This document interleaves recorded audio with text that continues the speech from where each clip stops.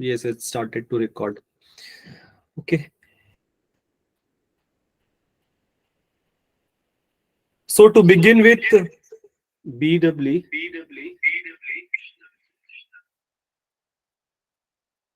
Okay, to start with BW. Firstly, I'm one of the director in a company which is Infernip, and it deals with artificial intelligence and data science solution. I have worked as a faculty in um, many colleges in last, we can say, before I entered for PhD in VJTI, and currently I'm doing my PhD from VJTI. And the area of specialization, or you can say area where I'm working, is AI and data science. Okay, application of artificial intelligence and data science in machining processes. Okay. And we are conducting this free lecture series to just expand the association created by the company, which is uh, Association of Computing, AI and Data Science. So last year we had very less number of students. Last to last year, we can say. Then we took a break. We had around 25 to 50 students were there. And through our sessions, some 5 to 6 students, they joined us for internship. And the other, they were with us. We provided some assignments, or you can say mini projects to them. And many of the students, they got placement into companies like TCS, Capgemini, uh, L&T, Infotech.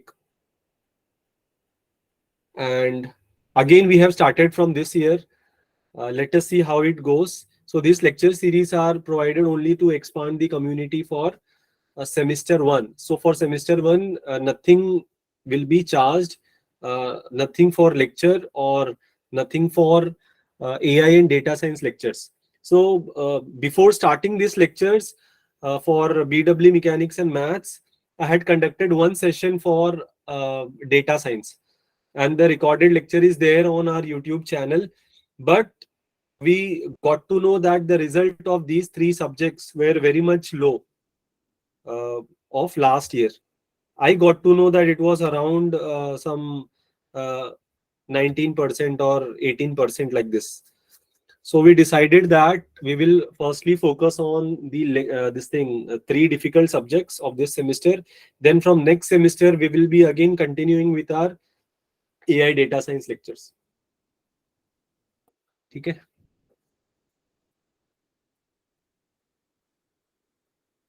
Since in my past experiences, I have taught these subjects some 4 years back, so I can teach these three subjects and the other subjects as well.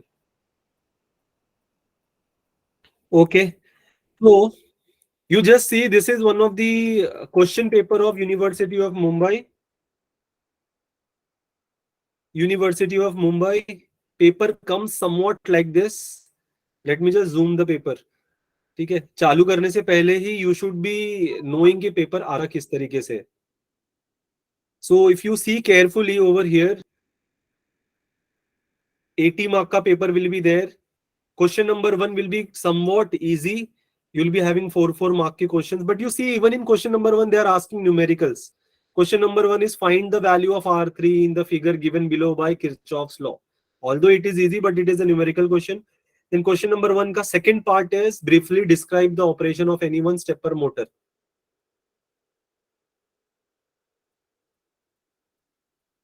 It is a theory, 4 mark. Again, a problem. Third question is a problem. Again, fourth one is a problem. Then fifth one is a theory. Then again theory. So you can see the problems that they ask in the examination is quite high.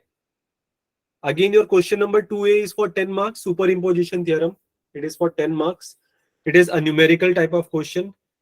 Then again in question number 2B is a theory, state and prove maximum power transfer theorem.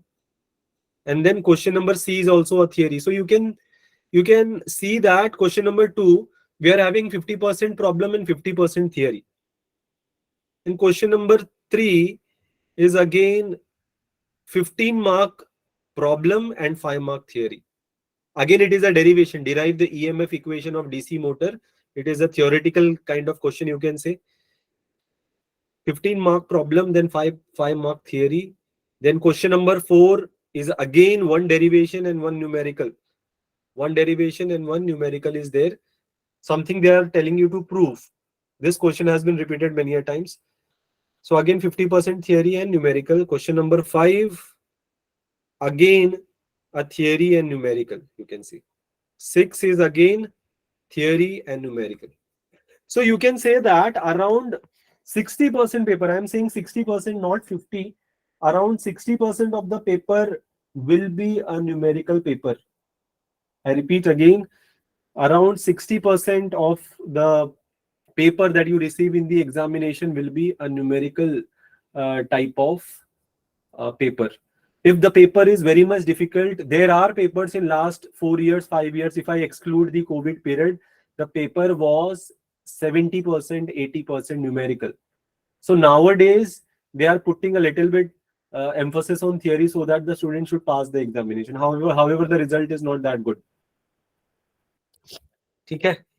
So we are going to refer BW ka book. Ravish Singh we are going to refer. Because when I checked last time, around 50% of the paper comes from BW Ravish Singh, copy paste. With same values, they will keep in the examination. So if you refer Ravish Singh book thoroughly, 50% questions will be there from that book. You will clear the examination with good marks.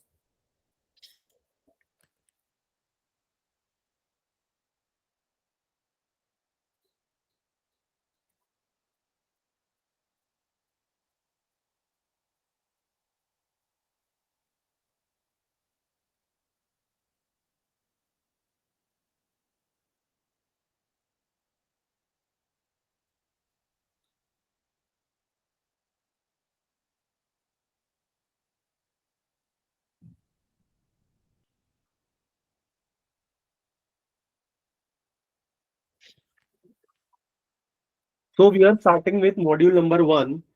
In module number 1, some basic fundamentals are there. From there we will start. And in today's lecture, we will keep a little bit short. And from the next lecture onwards, it will be completely intensive. So we will be starting with the basics and we will not go in very much detail. Why?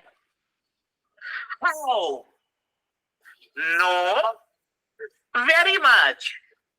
Yeah. See, for this only, I was going to send the invitation. निन्नी आ रही है, मैं सो जाऊं। नींद को निन्नी बोलते हैं। सालो अरे वो शॉर्ट है। साले आजकल के नले मेरे समझ सीरियल होने का दिल मन। अपनी गर्लफ्रेंड को जो है वीडियो कॉल पर बाबू मुझे निन्नी आ रही है, मैं सो जाऊं।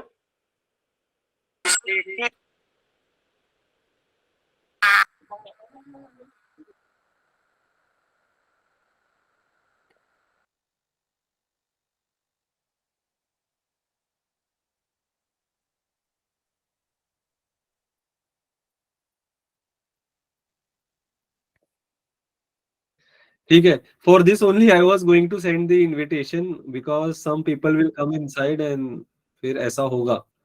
ठीक है. Hence I was asking for your email ID so that I can send the invitation directly.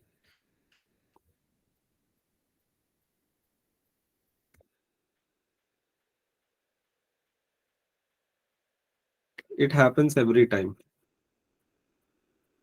ठीक है. चलो.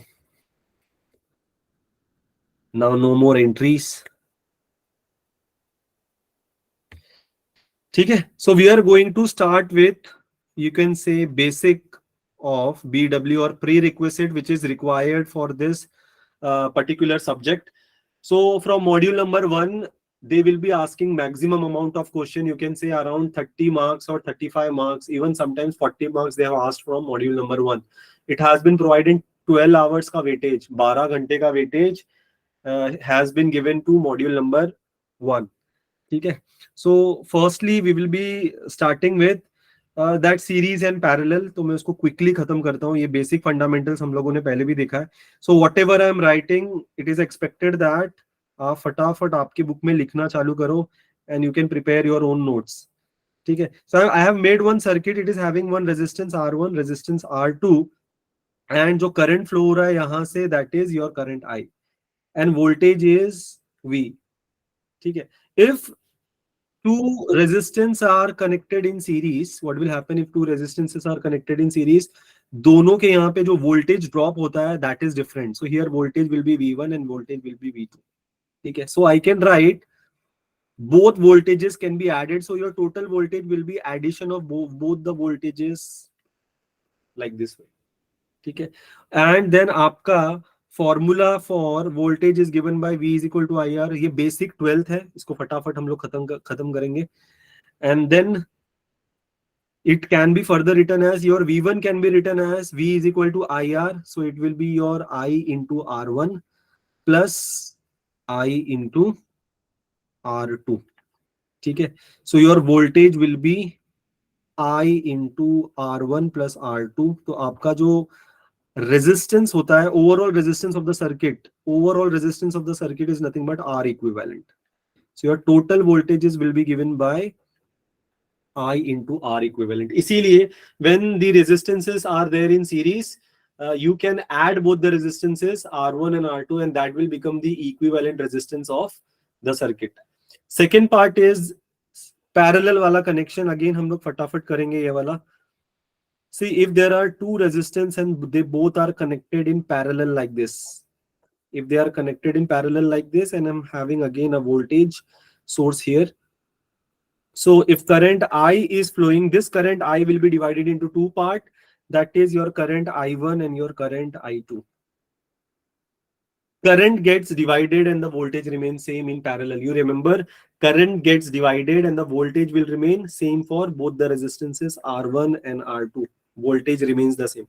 Here current is getting divided, so I am writing I will be equal to I1 plus RI2. ठीक है, and your I is nothing but V by R. Here V by R equivalent I am writing.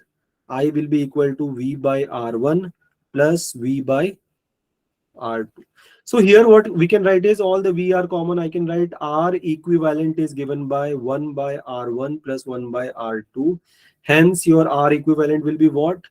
It will be, if we cross multiply and then we do reciprocal, it will be R1 into R2 upon R1 plus R2, like this. So this is the only prerequisite that you require, I'm telling you. बहुत सारी चीजें दी हुई है रवि सिंह के book में starting में. अगर वो सब कुछ पढ़ने लगोगे तो आगे इंटरेस्ट खत्म हो जाएगा.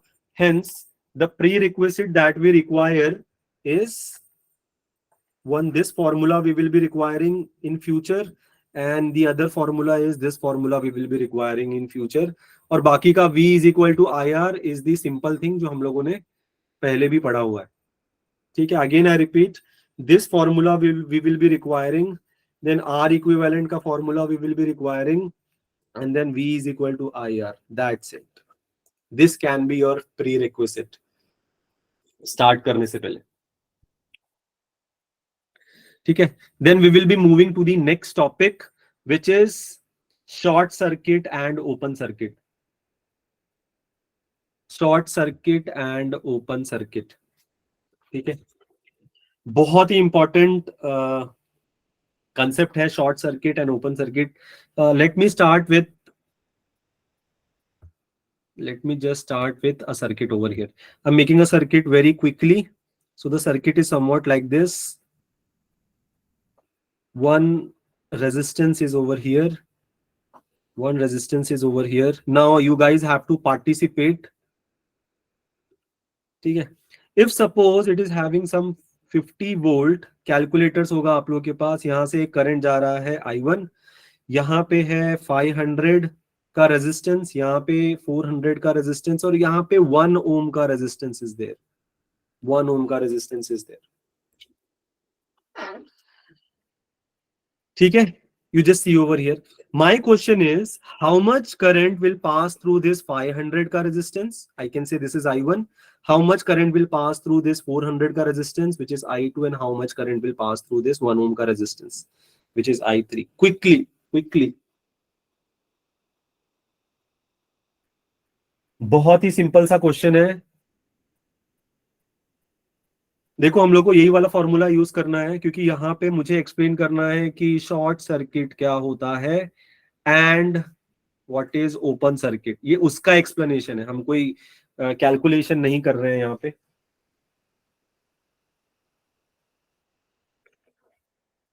We have started with module DC circuit. ठीक है, एक बच्चे ने पूछा हुआ है कौन सा वाला हम लोगों ने स्टार्ट किया हुआ है। ऑल्टरनेटिंग तो बाद में आएगा।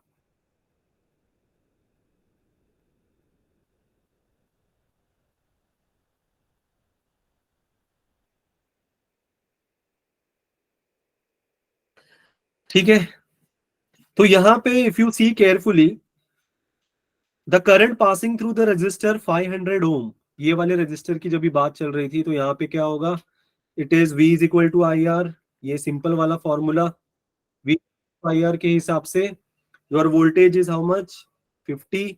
करंट अगर मुझे निकालना है तो यहाँ पे resistance which is 500, so my I1 का value is nothing but 50 upon 500। How much it is, 50 upon 500।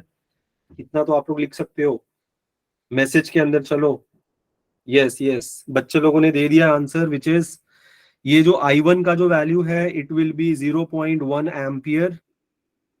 And जैसे कुशाग्रा ने भी लिखा हुआ है, यहाँ पे I2 का वैल्यू इज पूरा 0.125, और यहाँ पे तो सीधा 50 एम्पियर का जो करंट है वो फ्लो हो रहा है। तो अगर आप ध्यान से देखोगे यहाँ पे केयरफुली इफ यू सी, तो सबसे ज्यादा करंट वहां पे फ्लो होता है जहां पे रेजिस्टेंस सबसे कम होता है। अगेन आई रिपीट, सबसे ज्यादा करंट वहां पे फ्लो होता है जहां पे रेजिस्टेंस सबसे कम होता है, एंड सबसे कम करंट वहां पे फ्लो होगा जहां पे रेजिस्टेंस बहुत ही ज्यादा है। तो यहाँ पे रेजिस्टेंस सबसे ज्यादा था 500 ओम्स का, उसीलिए I1 का वैल्यू वाज सबसे मिनिमम विच वाज 0.1 एम्पियर। अगर मैं ये करूं कि यहाँ पे एक और मैं ये बना दूं और मैं बोलूं कि ये वाला जो लाइन है, ये वाले लाइन के अंदर रेजिस्टेंस ही नहीं है, रेजिस्टेंस इज 0। ठीक है, ध्यान से सुनना मैं क्या बोल रहा हूं। मैंने एक वायर लिया, उस वायर के अंदर कोई रेजिस्टेंस नहीं है, और उस वायर को मैंने इस पॉइंट से और इस पॉइंट से कनेक्ट कर दिया। तो ऐसे सिचुएशन में क्या होगा, देखो मैं क्या बोल रहा था, जहां पे रेजिस्टेंस सबसे कम है वहां से करंट मैक्सिमम फ्लो होता है। ठीक है, जहां पे रेजिस्टेंस सबसे ज्यादा है वहां पे करंट कितना फ्लो हो रहा था, 0.1 का करंट जो है वो फ्लो हो रहा था। तो अगर मैंने रेजिस्टेंस ही निग्लिजिबल कर दिया, अगर मैंने रेजिस्टेंस ही 0 कर दिया, इसका मतलब क्या होगा कि ये जो करंट I1 है ना, ये करंट I1, ये करंट I1 इसमें नहीं जाएगा, इसमें नहीं जाएगा, इसमें नहीं जाएगा। वो करंट I1 फ्लो होगा कुछ इस तरीके से, इस सर्किट से वो फ्लो होगा। तो ऐसे वाले सर्किट को बोलते हैं शॉर्ट सर्किट। तो फंडामेंटल बस यही है, जहां रेजिस्टेंस निग्लिजिबल या यहाँ पे रेजिस्टेंस सबसे कम, मैक्सिमम करंट वहां पे फ्लो होगा। तो मैक्सिमम करंट सिस्टम में है क्या, I1। I1 is the maximum current. तो जब I1 को जाने के लिए खुला रास्ता पड़ा हुआ है, तो वो यहां से क्यों ट्रैवल करेगा, 500 ओम, 400 ओम और 1 ओम के रास्ते से? वो कहां से फ्लो करेगा, जहां पे बिल्कुल ही रेजिस्टेंस नहीं। तो जब भी आप किसी भी सर्किट को, कुछ बच्चे वेट कर रहे हैं, जस्ट अ सेकेंड।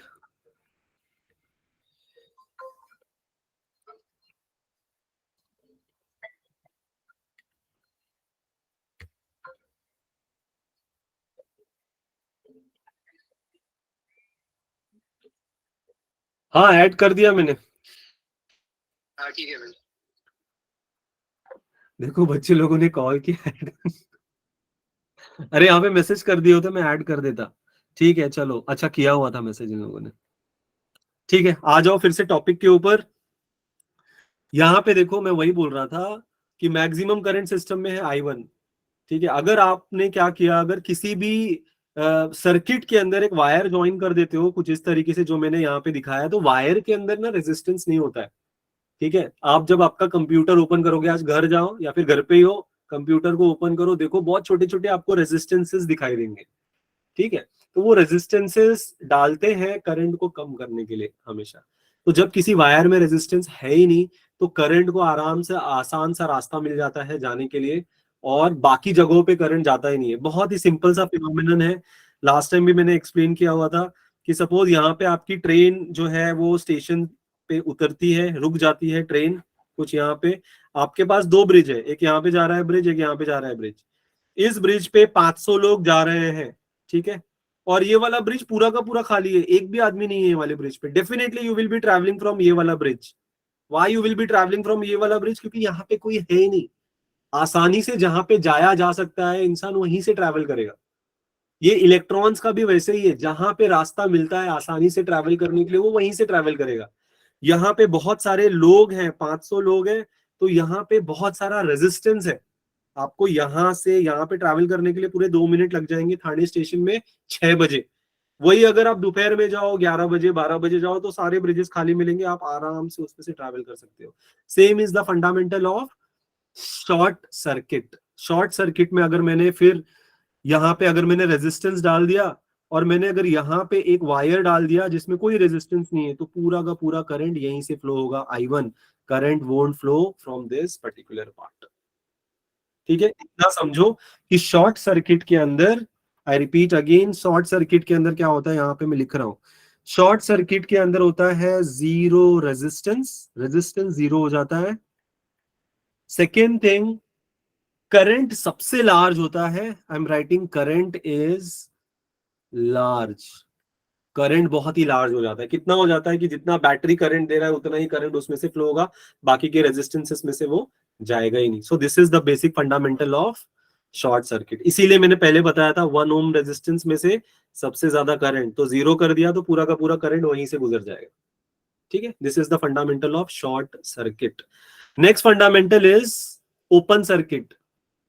ठीक है, हम देखते हैं अभी ओपन सर्किट क्या है।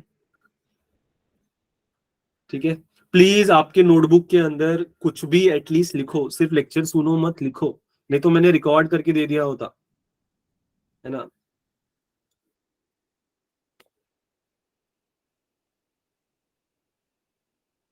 Yes, so the next thing is open circuit. Open circuit में क्या होता है, बहुत ही सिंपल सी चीज है।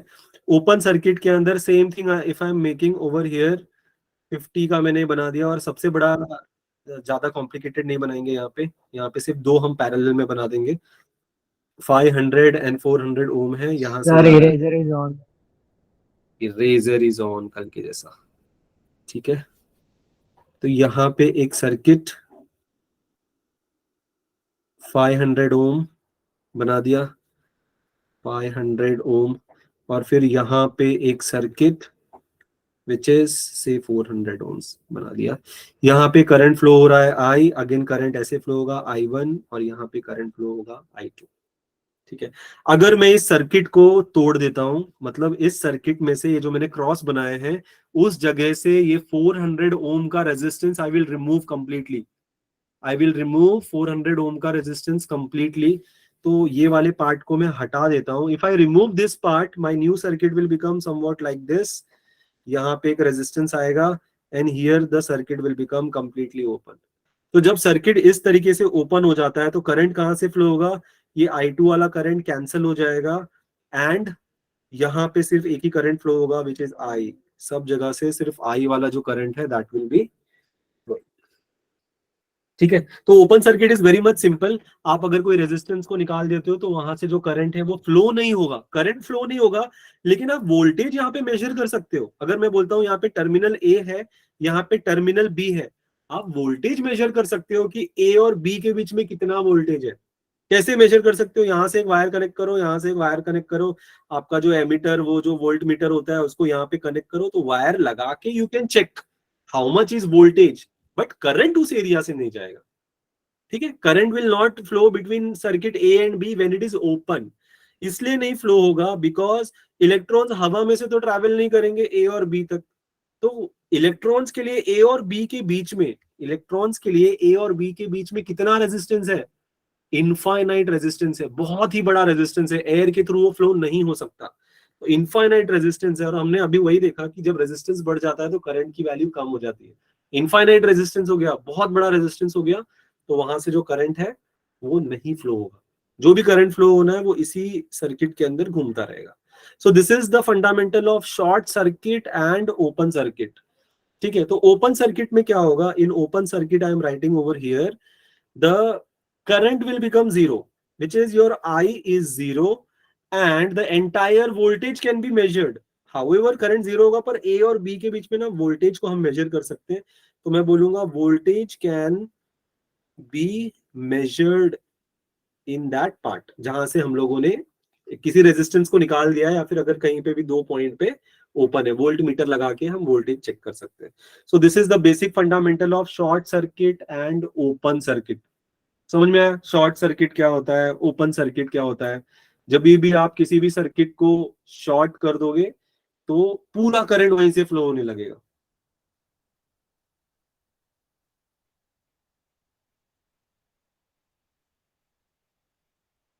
इनफाइनाइट, इनफाइनाइट एक बच्चे ने पूछा है कि इनफाइनाइट, इनफाइनाइट का मतलब बहुत ही बड़ा रेजिस्टेंस. ठीक है, इनफाइनाइट का मतलब बहुत ही बड़ा रेजिस्टेंस. एयर जो है ना वो इलेक्ट्रॉन्स को अलाउ नहीं करता एक टर्मिनल से दूसरे टर्मिनल में जाने के लिए. ये ना, ये ए और बी के बीच में, ए और बी के बीच में क्या है, एयर है ना, यहाँ पे एयर है. तो हम अज्यूम कर सकते हैं कि ये जो एयर है ना वो इतना बड़ा रेजिस्टेंस है, इनफाइनाइट की तरह वो रेजिस्टेंस है, बहुत ही बड़ा रेजिस्टेंस है, इसीलिए मैंने इनफाइनाइट बोला उसको. ठीक है, so after this I hope short circuit and open circuit का फंडा जो है वो क्लियर है. क्लियर है तो यस लिखो, मुझे समझ में आएगा. अगर नहीं क्लियर है तो कोई कुछ पूछ सकते हो. सर एक बार रिपीट कर दो ना वापस से. ठीक है,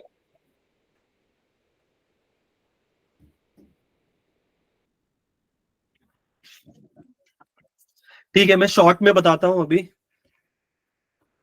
शॉर्ट में बताता हूं शॉर्ट सर्किट.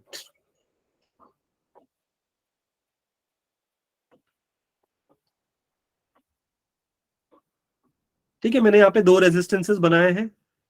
एक है मैंने बनाया है यहाँ पे सपोज 500 ओम का बनाया है, दूसरा मैंने बनाया है 200 ओम का. यहाँ से करंट फ्लो हो रहा है 50 एम्पियर का करंट.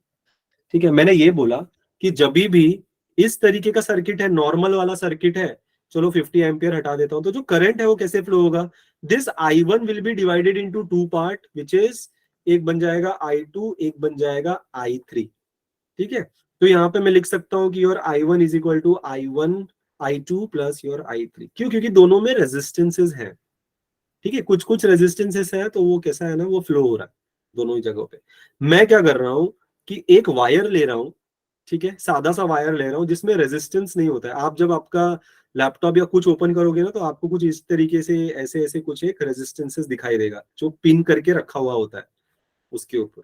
ठीक है, तो मैं क्या कर रहा हूँ, यहाँ से एक वायर ले रहा हूँ और एक वायर को जस्ट इस तरीके से कनेक्ट कर रहा हूँ. और मैं बोल रहा हूँ कि इस ये जो वायर मटेरियल से बना हुआ है ना, इस वायर के अंदर कोई रेजिस्टेंस नहीं है. रेजिस्टेंस क्या होता है, इलेक्ट्रॉन को फ्लो होने से ना रोकता है वो. तो यहाँ पे कोई रेजिस्टेंस ही नहीं है. तो जब भी किसी वायर में कोई रेजिस्टेंस नहीं होता है, आपको अगर कभी भी किसी क्वेश्चन में ऐसा वायर दिखाई दे, आखिरी वाला वायर जो मैंने यहाँ और यहाँ के बीच में कनेक्ट किया हुआ है, समझ जाने का वहां पे रेजिस्टेंस नहीं. तब क्या होगा, आपका जो टोटल करंट I1 है ना वो इधर नहीं जाएगा, वो यहाँ नहीं जाएगा, वो सिर्फ यहाँ से जाना चालू करेगा. मतलब आपका जो करंट है वो ऐसे फ्लो होगा, यहाँ से फ्लो होके ऐसे फ्लो होके ऐसे फ्लो होते रहेगा. रेजिस्टेंस इसमें नहीं जाएगा. वो इसलिए नहीं जाएगा क्योंकि करंट इलेक्ट्रॉन्स को ना ऐसे जगह पे फ्लो होना पसंद है जहां पे रेजिस्टेंसेस कम हो. तो जहां सबसे कम रेजिस्टेंस वहां पे सबसे ज्यादा करंट फ्लो होगा. तो यहाँ पे देखो ना, रेजिस्टेंस तो है ही नहीं, जीरो रेजिस्टेंस है. जब जीरो रेजिस्टेंस है तो पूरा का पूरा करंट इधर से ही फ्लो होगा. यहाँ से जिस रास्ते में अड़चन है वो वाले रास्ते में क्यों जाएगा वो, जहां पे उसको फ्लो होने के लिए तकलीफ हो रही है वहां पे जाएगा ही क्यों. जहां पे जीरो फ्लो को, जहां पे जीरो रेजिस्टेंस है वहीं से जाएगा. तो इसलिए पूरा का पूरा करंट जो है वो यहाँ से फ्लो हो रहा है, यहाँ से फ्लो नहीं होता.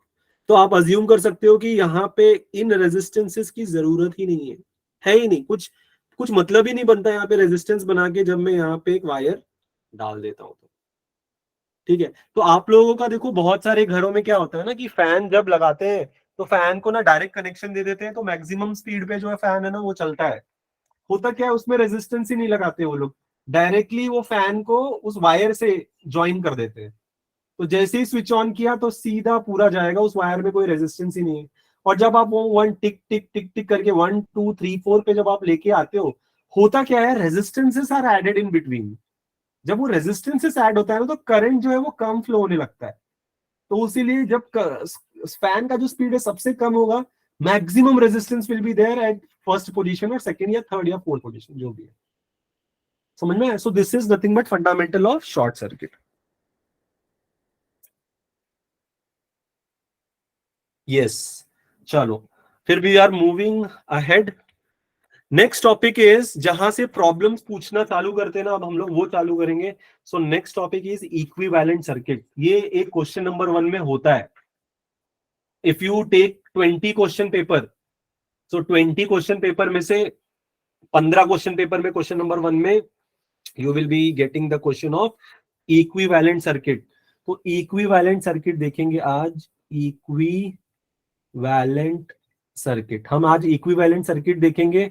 फिर हम देखेंगे Kirchhoff's current law, voltage law, उसके 2 प्रॉब्लम सॉल्व करेंगे and then we will wind up. फिर मैं बता दूंगा रविश सिंह के बुक से कहां से कौन से क्वेश्चंस आप लोगों को पढ़ने हैं। Okay.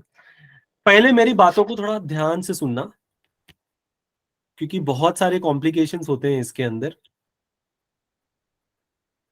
देखो अभी ये जो रेजिस्टेंस है, मैं 2 पॉइंट ले रहा हूं। एक पॉइंट नंबर हो गया मेरा ए और एक पॉइंट नंबर बी। तो यहां पे I am making one resistance R1, this is my point number B. यहां पे मैं एक रेजिस्टेंस बनाता हूं विच इज माय R2 का रेजिस्टेंस। ठीक है, तो मैं इसको मार्क करता हूं ए, इसको मैं मार्क करता हूं बी। ये वाले पॉइंट को छोड़ दो। ठीक है, तो मैं इस रेजिस्टेंस को और कितने तरीकों से बना सकता हूं ये देख लो पहले, क्योंकि जब इक्विवेलेंट सर्किट बनाना चालू करोगे ना, बहुत कंफ्यूजन आएगा। तो बस आपके दिमाग में चलना चाहिए कि एक्चुअली बस ये सब क्या है, वायर ही है। ये सब वायर है, स्क्वायर तरीके से बनाया गया है और कुछ नहीं है। तो इसको मैं ऐसे भी बना सकता हूं आगे जाके, this is my resistance R1 and this is my resistance R2, और कुछ इस तरीके से ज्वाइन करके this is my A and this is my B. This is another way of drawing this thing. Wire ही तो है, स्क्वायर में बनाओ चाहे एक हेक्सागोन के स्ट्रक्चर में बनाओ, कुछ फर्क नहीं पड़ता है। इसको मैं ऐसे भी बना सकता हूं, ऐसे भी बना सकता हूँ। ये सब मैं अलग अलग तरीके से इसलिए बना रहा हूं ना, क्योंकि आगे जाके ना क्वेश्चंस ऐसे आएंगे कि वो आपको कंफ्यूज कर देंगे। ठीक है, इसीलिए इतना ही याद रखना है कि ये जो 2 रेजिस्टेंस है ना, वो सिर्फ 2 वायर्स के बीच में कनेक्टेड है और कुछ नहीं। They are connected only between wires and that wire can take any shape. ये सी शेप ले सकते हैं, उसको मैं ऐसे बना सकता हूँ, उसको मैं किसी भी तरीके से बना सकता हूँ। ठीक है, तो एक और जो तरीका है बनाने का, वो आप जरा देखो ध्यान से। ठीक है, वन मोर तरीका is there that you see carefully.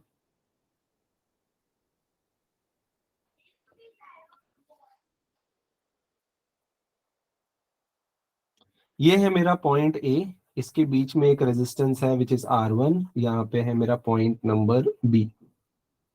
ठीक है, और मैं पॉइंट नंबर बी को थोड़ा सा इस तरीके से लिखता हूँ।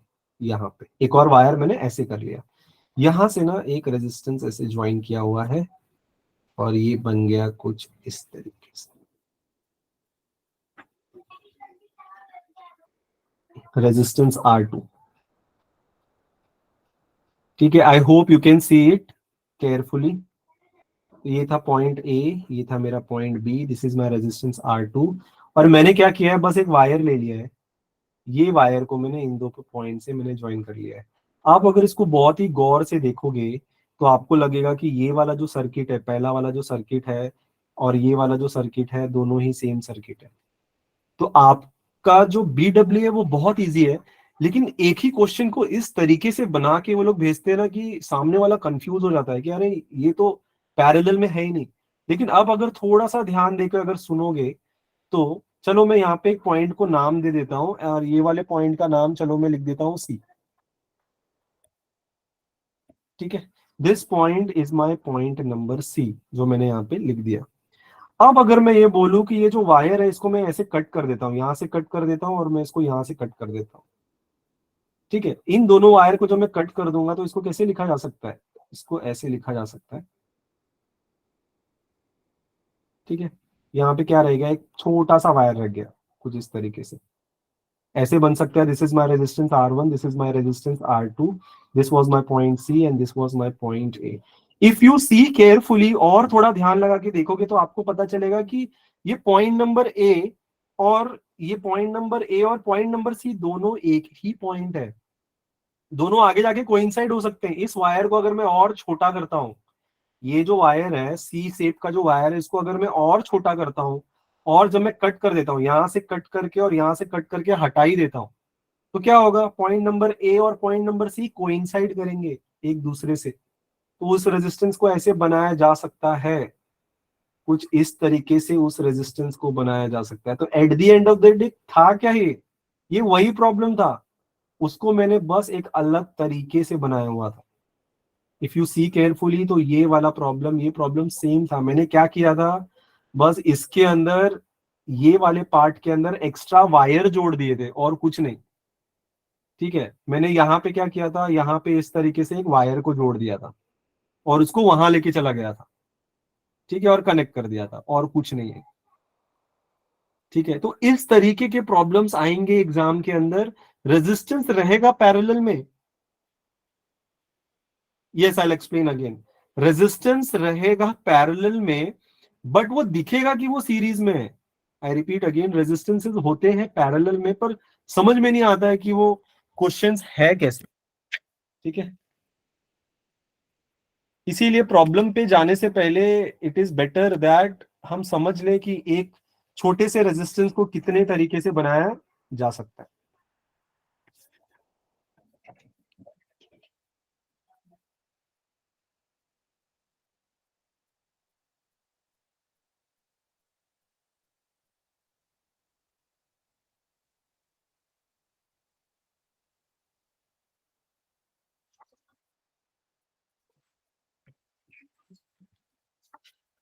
ठीक है, मैं एक बार इसको रिपीट कर रहा हूँ, फिर हम लोग इक्विवेलेंट सर्किट पे जाएंगे तो थोड़ा बेटर समझ में आएगा। मैं ये बोल रहा था कि सपोज एक सर्किट इस तरीके से बनाया हुआ है, this is your R1 and यहाँ पे एक ऐसे लाइन बना दिया है एंड यहाँ से आपका दूसरा सर्किट, दूसरा रेजिस्टेंस चालू होता है R2। ठीक है, और यहाँ से एक शॉर्ट वायर, इसीलिए शॉर्ट सर्किट, और इसमें थोड़ा सा मैंने टाइम डाला था क्योंकि बेसिक फंडामेंटल कॉलेजेस में बहुत फटाफट करते हैं और फिर प्रॉब्लम पे आ जाते हैं।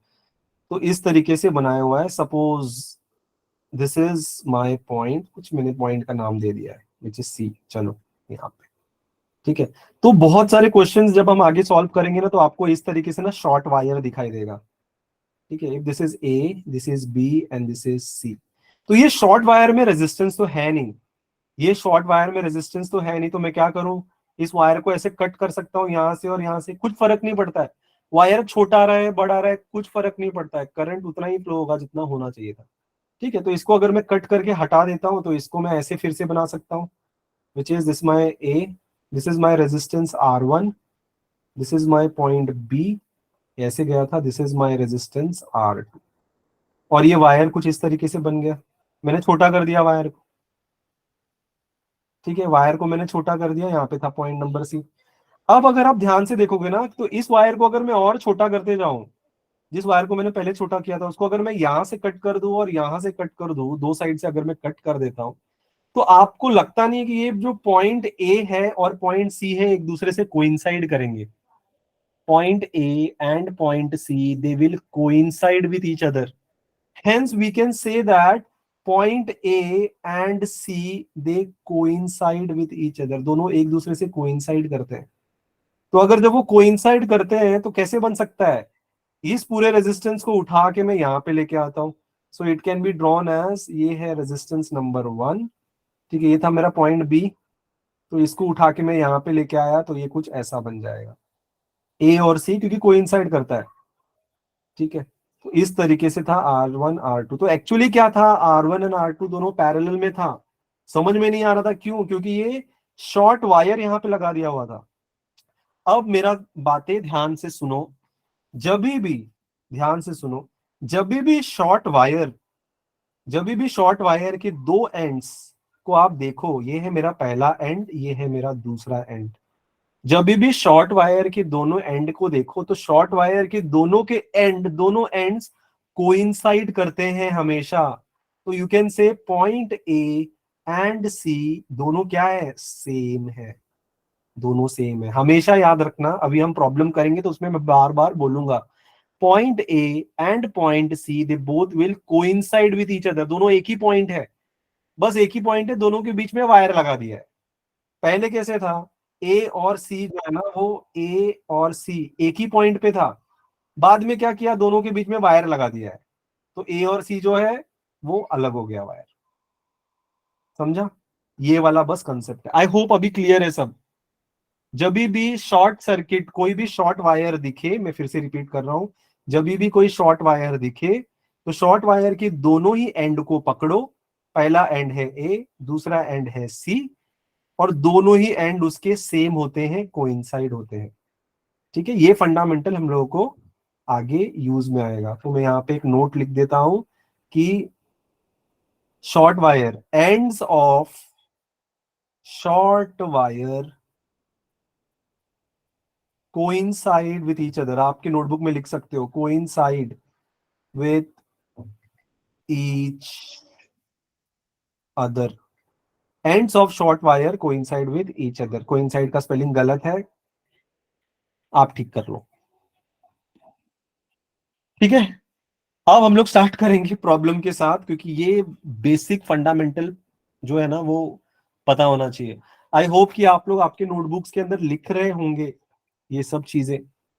ठीक है, चलो फर्स्ट प्रॉब्लम पे आते हैं हम लोग। Our first problem, this problem has been repeated in Mumbai university का एग्जाम मोर देन 4 टाइम्स, लेकिन पिछले 20 ईयर्स के अंदर। ठीक है, पिछले 20 सालों में 3-4 बार ये वाला प्रॉब्लम रिपीट हुआ है। कौन सा प्रॉब्लम है वो, let us just start. Question आता है कुछ इस तरीके से, क्वेश्चन नंबर 1 के अंदर 5 मार्क का, कि calculate calculate equivalent resistance, calculate equivalent resistance of the circuit given below. ठीक है, इक्विवेलेंट रेजिस्टेंस आपको कैलकुलेट करना है और एक सर्किट दे देंगे वो लोग। So that circuit will B, first resistance कुछ इस तरीके से, सेकेंड रेजिस्टेंस कुछ इस तरीके से, and this is the third resistance. ठीक है, तीनों ही रेजिस्टेंस है, 10 ohms 10 ohms एंड 10 ohms। अगर ऐसे दिया होता तो कितना आसान होता, आराम से चीजें सॉल्व हो गई होती, लेकिन इन लोगों ने क्या किया, यहां से एक शॉर्ट वायर स्टार्ट किया है, एक शॉर्ट वायर जो जाके खत्म होता है यहाँ पे, फिर यहाँ से एक शॉर्ट वायर स्टार्ट किया है, that short wire ends over here. अब आ गया confusion, if this is my point A, this is my point B, this is my point C, this is my point D. अब calculate करो equivalent resistance between A and C, या जो भी है, ऐसे नहीं लिखेंगे ए सी जो भी, वो बोलेंगे इक्विवेलेंट रेजिस्टेंस। अब आप कैलकुलेट करो इसके अंदर। सो दिस इज द क्वेश्चन। तो जब भी क्वेश्चन समझ में नहीं आए, ध्यान से सुनना, मैं उसलिए बहुत धीरे धीरे जा रहा हूं, क्योंकि 2 क्वेश्चन समझ के आप बाकी का क्वेश्चन आराम से सॉल्व कर लोगे। ठीक है, जब भी क्वेश्चन समझ में नहीं आया, ऐसे कुछ शॉर्ट वायर दिख जाए तो समझ जाने का कि कुछ ना कुछ तो पैरेलल में है। तो जब भी शॉर्ट वायर दिखे तो एक रेजिस्टेंस को चूज करो। ठीक है, एक रेजिस्टेंस को चूज करो, ऐसा वाला रेजिस्टेंस जो, ऐसा वाला रेजिस्टेंस के, ऐसा एक रेजिस्टेंस चूज करो जिसके एंड्स, जैसे मैं एक रेजिस्टेंस चूज कर रहा हूं 10 ओम। ठीक है, ऐसा चूज करना है कि जिसके जो एंड्स है वो जंक्शंस आने चाहिए। ठीक है, ऐसा वाला जंक्शन आना चाहिए, दिख रहा है, ऐसा वाला जंक्शन, मतलब यहाँ पे एक रेजिस्टेंस, ठीक है, यहाँ एक रेजिस्टेंस, तो 2 पॉइंट्स ऐसे सिलेक्ट करो कि वो 2 जंक्शन के पॉइंट्स हो। तो मेरे 2 पॉइंट यहाँ पे कैसे दिख रहे हैं, एक ये है बी और एक ये है सी। ठीक है, एक है बी और एक है सी। ध्यान से सुनो मैं क्या बोल रहा हूं, 2 ऐसे पॉइंट सिलेक्ट करो जिसके अंदर बीच में एक रेजिस्टेंस हो, और इस साइड एक रेजिस्टेंस, इस साइड एक रेजिस्टेंस, और यहाँ पे एक वायर। ठीक है, तो मैंने सिलेक्ट किया बी और सी, उसको मैं बना देता हूं यहाँ पे बी एंड सी का पॉइंट, बी एंड सी। ठीक है, बी एंड सी कितना था मेरा, 10 ओम का रेजिस्टेंस है।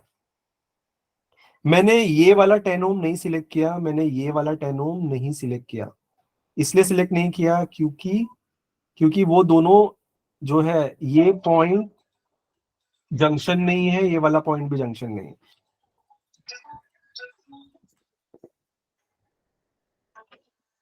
Just a second.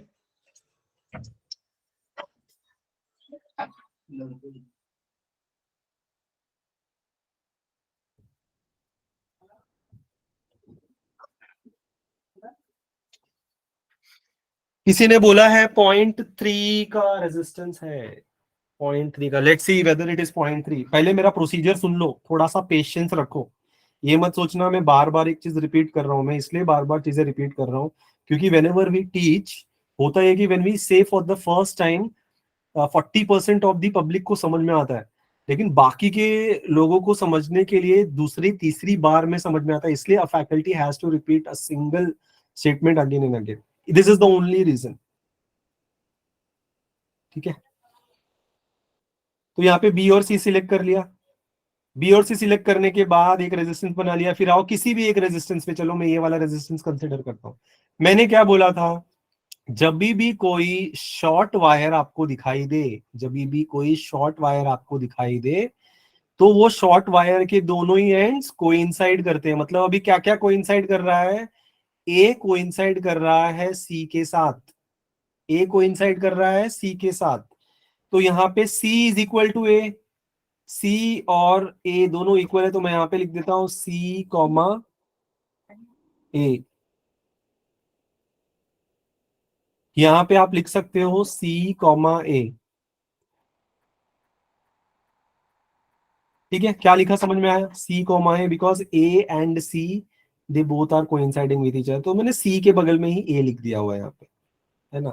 तो अभी अगर ध्यान से देखोगे, यहाँ पे C कॉमा ए मैंने लिख दिया है। तो ये वाला जो 10 ओम का रेजिस्टेंस है, यहाँ पे मैं लाइन दिखा रहा हूँ, ये 10 ओम का रेजिस्टेंस किसके बीच में है? ये 10 ओम का रेजिस्टेंस भी बी और किसके बीच में है? इसके बीच में है। ठीक है, तो एक्चुअली वो भी बी और सी के बीच में है, बिकॉज सी और ए कॉमन है। तो मैं यहाँ पे एक दिखा सकता हूँ रेजिस्टेंस इस तरीके से, 10 ओम्स। ठीक है, फिर मैं एक और रेजिस्टेंस लेता हूँ यहाँ पे, ये वाला 10 ओम का रेजिस्टेंस। इसका जब मैं शॉर्ट वायर देखता हूं तो उसका शॉर्ट वायर के दोनों एंड्स क्या है? बी और डी, बी और डी। तो B is equal to D, तो B के कॉमा करके मैं लिख देता हूं D, ऐसे। तो ये 10 ओम का रेजिस्टेंस फिर किसके बीच में कनेक्टेड है? It is connected between point C and point D, point C and point D। तो फिर से बना दो यहाँ पे इस तरीके से। एक्चुअली तीनों क्या थे? पैरेलल के अंदर थे तीनों। तो 10 is in parallel with 10 is in parallel with 10। अब क्या आंसर आता है?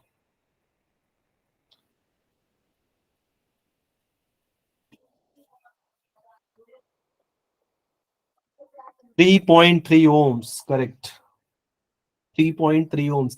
तीन इक्वल रेजिस्टेंसेस जब पैरेलल में हो तो डिवाइड बाय 3 कर देना चाहिए। आपका जो थोड़ा सा 12th में पढ़ाया गया था, तो आपका जो रेजिस्टेंस आता है R इक्विवेलेंट इज 3.33 ओम्स का रेजिस्टेंस। ये थोड़ा सा कॉम्प्लिकेटेड है और मैंने कॉम्प्लिकेटेड से ही स्टार्ट किया क्योंकि आगे जाके ऐसे ही चीजें आएंगे। ठीक है, तो किसी को अगर नहीं समझा है तो मुझे फिर से पूछो, मैं फिर से बताऊंगा। इज देयर एनीवन जिसको नहीं समझ में आया है? विल राइट इट अगेन, उसका कोई प्रॉब्लम नहीं है क्योंकि ये फंडामेंटल समझना बहुत ही जरूरी है।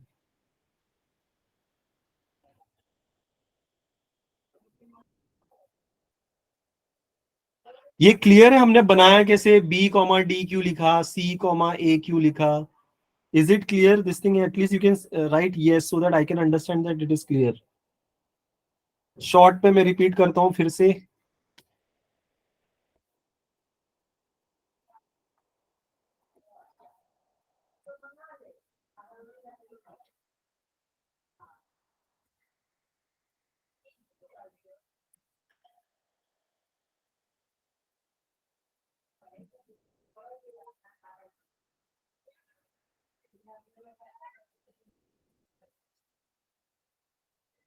ठीक है, देखो अभी यहाँ पे मैंने सिर्फ इतना बोला था कि कोई भी दो पॉइंट ऐसे सिलेक्ट करो जहां पे जंक्शन बनता हो। जंक्शन हमेशा कैसा बनेगा?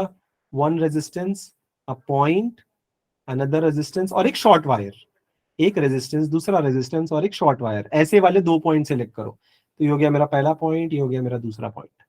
ठीक है, so my first point was my point number B जो मैंने सिलेक्ट किया, और हाँ उन दोनों के बीच में रेजिस्टेंस भी होना ही चाहिए, तो पॉइंट नंबर सी मैंने इस तरीके से सिलेक्ट कर लिया, this is my B, this is my C. ठीक है, वो सिलेक्ट करने के बाद किसी और रेजिस्टेंस की तरफ जाओ, ये हो गया, मैं ये वाला रेजिस्टेंस ले रहा हूँ 10 ओम। अब ये 10 ओम का रेजिस्टेंस देखो कैसा है, यहां से एक शॉर्ट वायर जा रहा है, ये वाला जो वायर है दिस इज शॉर्ट वायर। तो जब भी शॉर्ट वायर जाता है, मैंने हमेशा बोला शॉर्ट वायर के दोनों एंड सेम होते हैं, तो यहाँ पे ए और सी दोनों सेम है, ए इज इक्वल टू सी। ठीक है, तो मैं सी के बगल में लिख देता हूं ए, क्योंकि ए और सी दोनों सेम है। ये जो 10 ओम का रेजिस्टेंस है वो किसके बीच में है, ये है ए और बी के बीच में। यहाँ पे आके देखो ए और बी कहाँ है, ए बी, तो वो बना दो यहाँ पे 10 ओम। फिर आता है ये वाला 10 ओम का रेजिस्टेंस, ये 10 ओम का रेजिस्टेंस देखो फिर से एक शॉर्ट वायर है, this short wire is between B and D, तो B is equal to D, है ना, तो बी और डी दोनों सेम है, तो बी और कॉमा डी लिख दिया। फिर उसके बाद में ये वाला 10 ओम का रेजिस्टेंस किसके बीच में था, सी के बीच में था और डी के बीच में था, सी और डी के बीच में था। कहाँ है सी, यहाँ पे सी है, यहाँ पे डी है, इन दोनों के बीच में एक और रेजिस्टेंस बना दो, हो गया 10। तीनों जो है वो पैरेलल में है, 10 parallel with 10 parallel with 10, 10 divide by 3 that will be 3.33 ohms. ठीक है, नाउ इट इज क्लियर। ये है हमारा पहला सर्किट इक्विवेलेंट का। तो ये था हमारा पहला वाला question, then we will jump on second question, ये फटाक से बना लो एंड नेक्स्ट क्वेश्चन पे जाते हैं। सेम थिंग है, इक्विवेलेंट सर्किट ही हमें कैलकुलेट करना है, we need to calculate equivalent circuit. So my next question is somewhat like this. Question में बोलते हैं कि calculate equivalent circuit, equivalent circuit.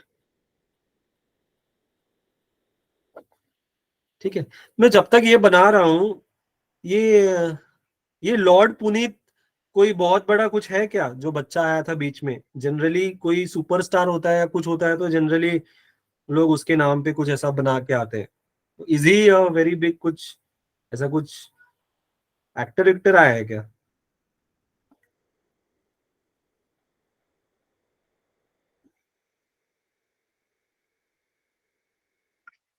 पता नहीं सर। ओके, मैं गूगल करता हूँ फिर।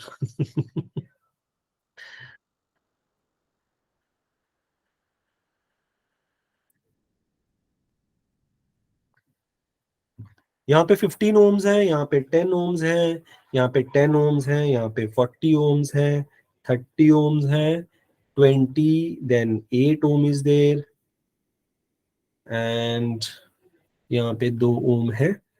ठीक है, ये सर्किट इतना सिंपल नहीं है, यहाँ पे लिखा हुआ है ए, यहाँ पे लिखा हुआ है B, and these 2 points are connected by a short wire and these 2 points are connected again by a short wire. ठीक है, तो दो वायर इंटरसेक्ट नहीं कर रहे हैं, शॉर्ट करने के लिए एक जंपर लगाया हुआ है। ठीक है,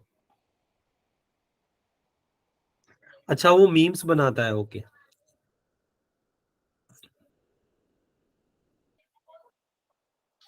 देखो ये क्वेश्चन है, ये क्वेश्चन अगर वो लोग पूछेंगे एग्जाम में, they will ask for around 5 marks to 6 marks का ये question, they can ask in university का एग्जाम, बहुत अच्छा क्वेश्चन है, पूछने लायक क्वेश्चन है।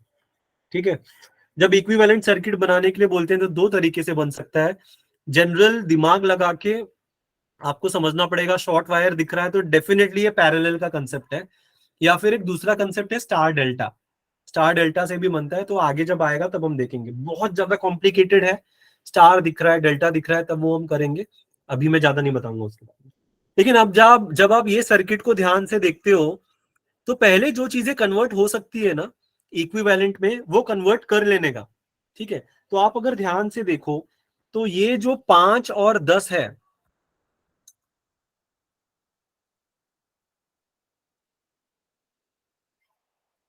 ये जो 5 और 10 है ना, ये दोनों सीरीज में दिख रहे हैं, easily they both are in series, तो 15 और 10 कितना होता है, 25 ओम्स।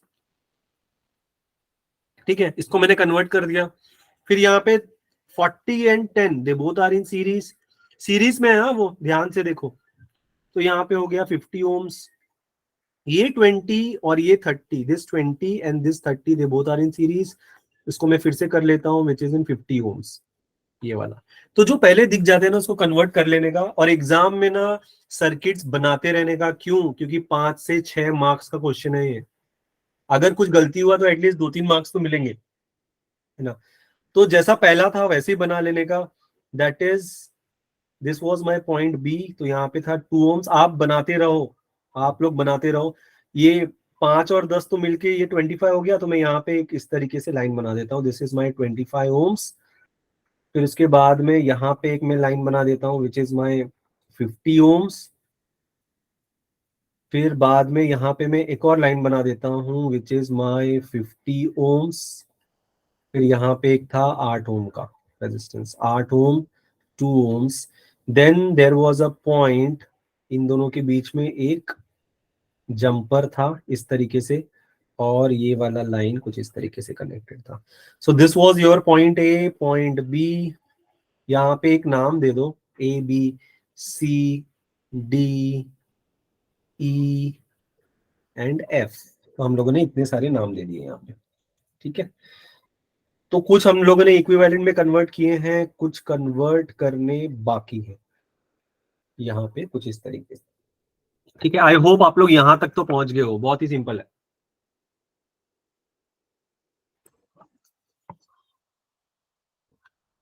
अब यहां तक पहुंचने के बाद अब देखो हमारा प्रॉब्लम स्टार्ट हो गया। अब कहीं कुछ दिख ही नहीं रहा है कि क्या पैरेलल है, क्या सीरीज में है, कुछ नहीं दिख रहा है। लेकिन यहाँ पे क्या, 2 शॉर्ट वायर दिख रहे हैं। जब भी आपको शॉर्ट वायर दिखे तो शॉर्ट वायर का कंसेप्ट यूज करने का था। क्या कंसेप्ट था हमारा शॉर्ट वायर का? The concept was, the concept of short wire was select a resistance, या फिर 2 पॉइंट ऐसे सिलेक्ट करो। मैं एक पॉइंट ये सिलेक्ट करता हूं, एक पॉइंट ये सिलेक्ट करता हूं। तो 2 पॉइंट ऐसे सिलेक्ट करो जो एक जंक्शन हो। कैसा वाला जंक्शन मैंने बोला था? कैसा वाला जंक्शन? एक शंट, दूसरे में रेजिस्टेंस, और ऐसा। तो ऐसा वाला पॉइंट 2 सिलेक्ट करना था हम लोगों को। तो मैंने सिलेक्ट कर दिया ई और डी। देखो ई में एक ये वहां यहाँ पे जा रहा है रेजिस्टेंस वाला, शंट वाला और रेजिस्टेंस वाला। यहाँ पे रेजिस्टेंस वाला शंट वाला। तो यहाँ पे मैंने एक सिलेक्ट कर लिया विच इज माय 50 ओम्स, ठीक है। And this is my E and this is my D. बहुत ही सिंपल तरीके से, ठीक है। नेक्स्ट, अब किसी भी रेजिस्टेंस को सिलेक्ट करते जाओ। जो कॉम्प्लिकेटेड दिख रहा है ना उसको मैंने, चलो इस 50 को सिलेक्ट किया।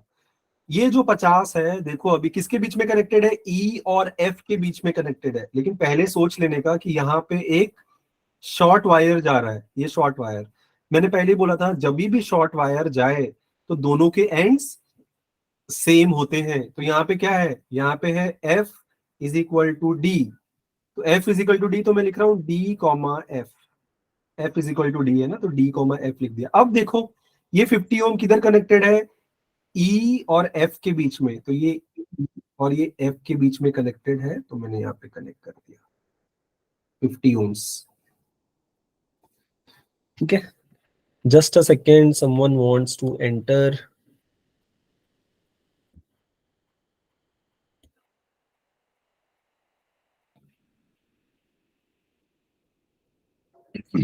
वी आर बैक, ठीक है। अब दूसरा वाला रेजिस्टेंस ले लो, 25 वाला ले लो, ठीक है। 25 वाला रेजिस्टेंस ले लो। देखो फिर से यहाँ पे शॉर्ट वायर है सी और ई, सी और ई शॉर्ट वायर। तो मैं लिखता हूँ C is equal to E, C is equal to E है तो यहाँ पे लिख दो सी और ई दोनों क्या है? सेम है। सी और ई सेम है। देखो 25 ओम का रेजिस्टेंस कहाँ पे कनेक्टेड है? It is connected between D and C. कहाँ पे कनेक्टेड है? डी, ये डी और सी के बीच में कनेक्टेड है। तो ये फिर से बन गया पैरेलल। तो ये है 25 ओम्स, ठीक है। Very simple. अब ये लोग बोलते हैं कि एफ के आगे एक रेजिस्टेंस है। ये एफ के आगे एक रेजिस्टेंस है, तो एफ कहाँ है? यहाँ पे एफ है, तो इसके आगे एक रेजिस्टेंस बना दो। फिर बोल रहे हैं कि सी के आगे एक रेजिस्टेंस है, तो यहाँ पे सी है, तो सी के आगे एक रेजिस्टेंस बना दो। तो ये वाला पॉइंट आ गया यहाँ पे, ठीक है। तो सी के आगे क्या था? बी, एंड डी, इसके आगे क्या था, एफ के आगे था ए। ये बन गया आपका सर्किट, ओपन हो गया। ठीक है, तो ए वाला जो पार्ट था इट वाज 8 ओम्स, और जो ये वाला जो पार्ट था बी वाला इट वाज 2 ओम्स। अब बहुत ही सिंपल है इसको सॉल्व करने के लिए। देखो ये दोनों पैरेलल में है, 50 एंड 50 पैरेलल में है।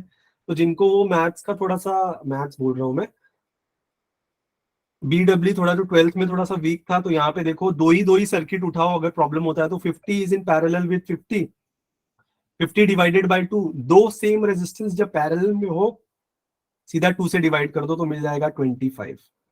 ठीक है, तो ये दोनों हो गया 25, 25। फिर क्या होगा, 25 is in parallel with 25, 25 divided by 2,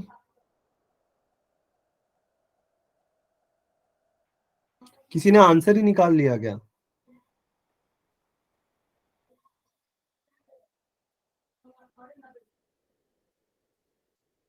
okay, 12.5।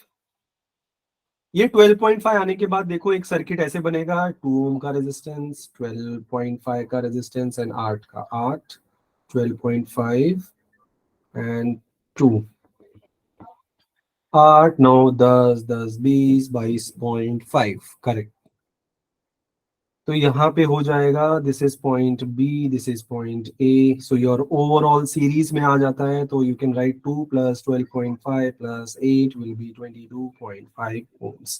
So your equivalent resistance is 22.5 ohms. अभी देखो मैंने गूगल मीट पे रिकॉर्डिंग स्टार्ट किया है, बट मैंने स्क्रीन शेयर किया है, तो आई एम नॉट श्योर कि अब ये रिकॉर्ड हो रहा है कि नहीं हो रहा है। होना तो चाहिए, अगर हो गया record then I will send.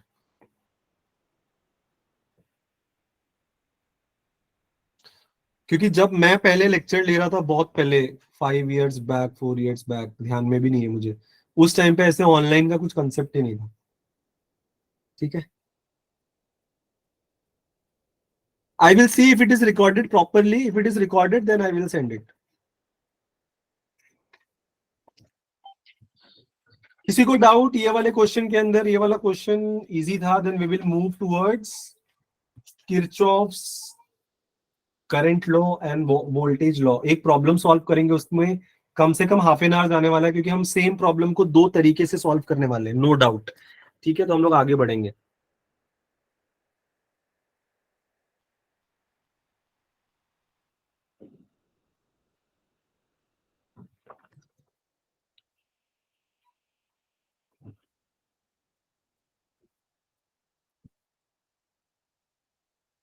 आगे बढ़ते हैं।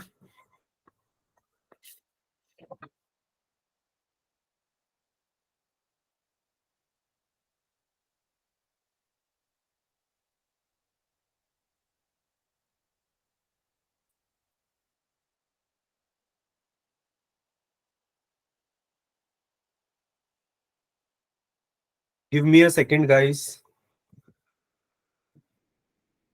टॉपिक का नाम लिखो, टॉपिक का नाम लिखो किरचॉफ्स लॉ। देखो रवीश सिंह के बुक के अंदर बहुत सारे प्रॉब्लम्स हैं, इक्विवेलेंट सर्किट के बहुत सारे प्रॉब्लम्स हैं रवीश सिंह के बुक के अंदर। If I take all the problems, होगा ये कि सिलेबस 6 महीने में भी खत्म नहीं होगा। ठीक है, इसीलिए I am taking important problems जिसमें कंसेप्ट समझ गया तो बाकी के चीजें यू कैन सॉल्व इजीली। तो वैसे वाले प्रॉब्लम्स हम ले रहे हैं यहाँ पे। ठीक है, so I am starting off with Kirchhoff's. बहुत लोग इसको किरचॉफ्स बोलते हैं, बहुत लोग किरचॉफ्स बोलते हैं। जो बोलना है बोल लो, बनाने वाला तो चला गया। ठीक है, किरचॉफ्स लॉ।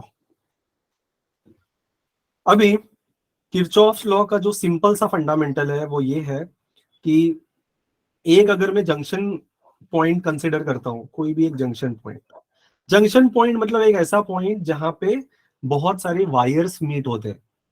ठीक है, जंक्शन एक ऐसा पॉइंट होता है जहां पे बहुत सारे वायर्स या बहुत सारे रेजिस्टेंसेस जो हैं वो मीट होते हैं। तो सपोज यहाँ पे करंट अंदर आ रहा है I1, यहाँ पे आ रहा है I2। ठीक है, यहाँ पे आ रहा है I3, यहाँ पे जा रहा है सपोज I4। तो बोल सकते हैं कि बहुत ही सिंपल सा जितने भी करंट इस पॉइंट जंक्शन की तरफ आ रहे हैं उसका ही एडिशन जो है वो बाहर निकल रहा है। तो मैं यहाँ पे लिख सकता हूँ I1 plus I2 plus I3 that is equal to I4। This is nothing but Kirchhoff's current law. ठीक है, बहुत ही सिंपल है। The algebraic sum of current meeting at a junction, ऐसा कुछ तो डेफिनेशन था, इज जीरो, या फिर जितने भी करंट एक जंक्शन की तरफ आ रहे हैं उसका ही एडिशन बाहर निकलेगा। सो this is nothing but Kirchhoff's, मैं यहाँ पे शॉर्ट फॉर्म में लिख रहा हूँ Kirchhoff's current law. Kirchhoff's current law है ये। ठीक है, करंट लॉ में करंट ऐड होता है हमेशा। बच्चे यहाँ पे डिफिकल्टी करते हैं। दो लॉज हैं, Kirchhoff's current law and Kirchhoff's voltage law. दो लॉ है, तो जो करंट ऐड होता है वो करंट लॉ, वोल्टेज ऐड होता है तो वोल्टेज लॉ। ठीक है, किरचॉफ वोल्टेज लॉ के अंदर कैसा होगा, हम आते हैं किरचॉफ का वोल्टेज लॉ में। सपोज मैं एक सर्किट बनाता हूं, यहाँ पे वोल्टेज है 50 वोल्ट, फिर यहाँ से एक रेजिस्टेंस, यहाँ से एक रेजिस्टेंस करके कुछ इस तरीके से।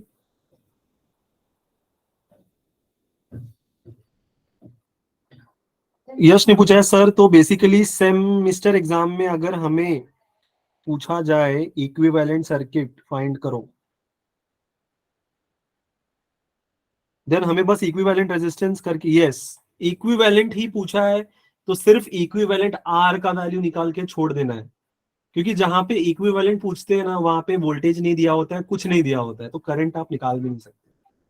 ठीक है, अभी किरचॉफ्स वोल्टेज लॉ में देखिए क्या आता है। किरचॉफ वोल्टेज लॉ के अंदर यहाँ पे है V1, यहाँ पे है V2, तो हम लिख सकते हैं हमारा पहले की तरह टोटल वोल्टेज कितना है 50, तो मैं इसको लिख सकता हूँ V, तो V is equal to V1 plus V2, या फिर इसको मैं लिख सकता हूँ V minus V1 minus V2 will be equal to 0। मतलब addition of all the voltages in a circuit will be equal to 0। तो इस वोल्टेज को मैं कैसे लिख सकता हूँ, इस वोल्टेज को मैं लिख सकता हूँ V is equal to IR1 IR2, यहाँ पे V इज इक्वल टू 0। ठीक है, वोल्टेज लो में वोल्टेज ऐड होता है, करंट लो में करंट ऐड होता है। इतना ही ध्यान में रखना। बहुत सारे कॉलेजेस में एक्चुअली क्या होता है, फैकल्टीज जब पढ़ा रहे होते हैं ना, तो वो खुद भी कंफ्यूज हो जाते हैं कि वो लोग वोल्टेज लॉ पढ़ा रहे हैं कि करंट लॉ पढ़ा रहे हैं। ठीक है, सो ये है किरचॉफ्स लॉ। मैं फिर से बोल रहा हूं, इससे ज्यादा डेफिनेशन की जरूरत नहीं है, याद रखने की जरूरत नहीं है। Current meeting at a junction, ठीक है, लेफ्ट हैंड साइड पे जितना भी आ रहा है और राइट हैंड साइड में जितना भी निकल रहा है, दोनों इक्वल हो जाएंगे। किरचॉफ का वोल्टेज लॉ मतलब टोटल सर्किट में जितने भी वोल्टेज है सबको ऐड करोगे तो 0 मिलना चाहिए। ठीक है, वेरी सिंपल।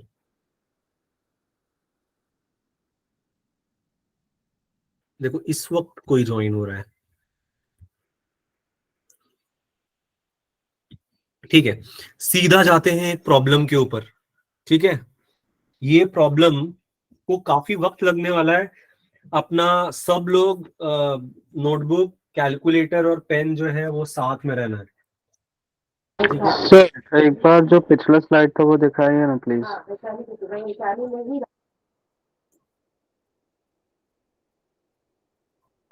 ओके सर, हो गया।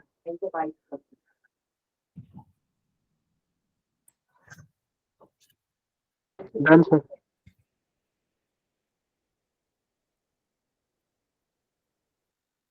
ये जो मैं प्रॉब्लम लिख रहा हूँ ना, इसको थोड़ा सा ध्यान से हम समझेंगे और मैं इसको थोड़ा नीटली लिखने की कोशिश करूंगा। ठीक है, थोड़ा सा बड़ा बनाऊंगा। एक वोल्टेज है 50 वोल्ट, ये आगे जब भी जाता है तो यहाँ पे एक रेजिस्टेंस है। ये देखो अच्छे से बनाऊंगा बोला और यहाँ पे खराब हो गया।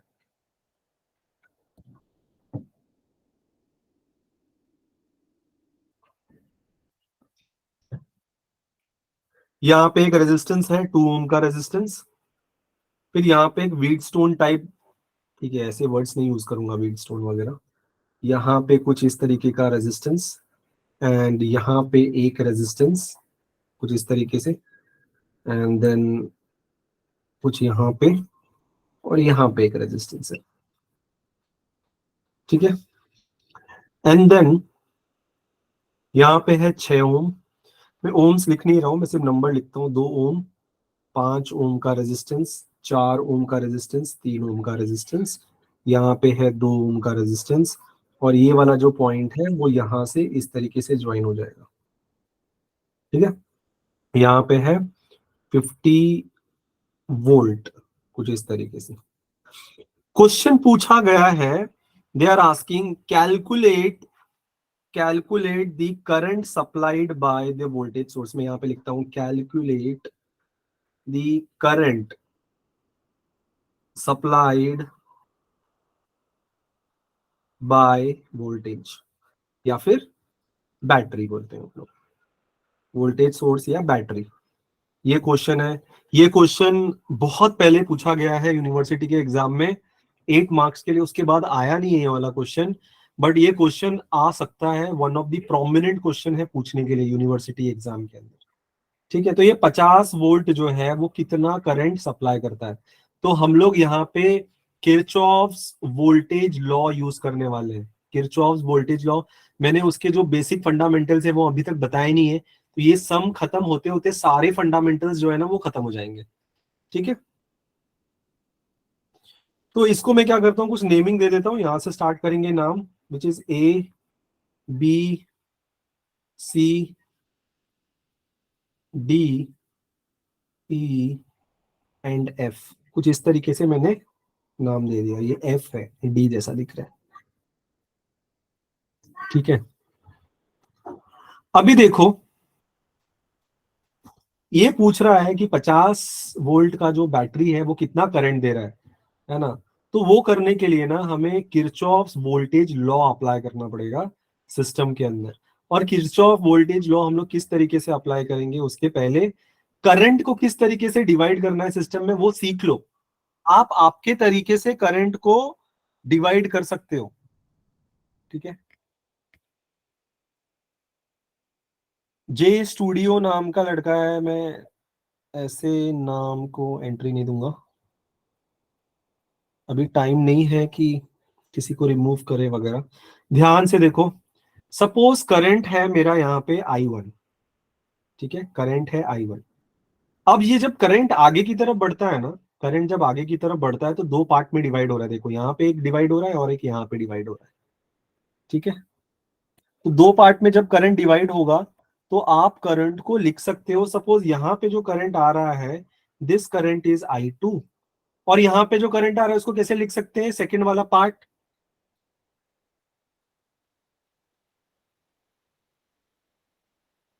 कोई जे स्टूडियो I3 I1 minus I2. Sir I1 minus I2 लिख लो। I1 minus I2।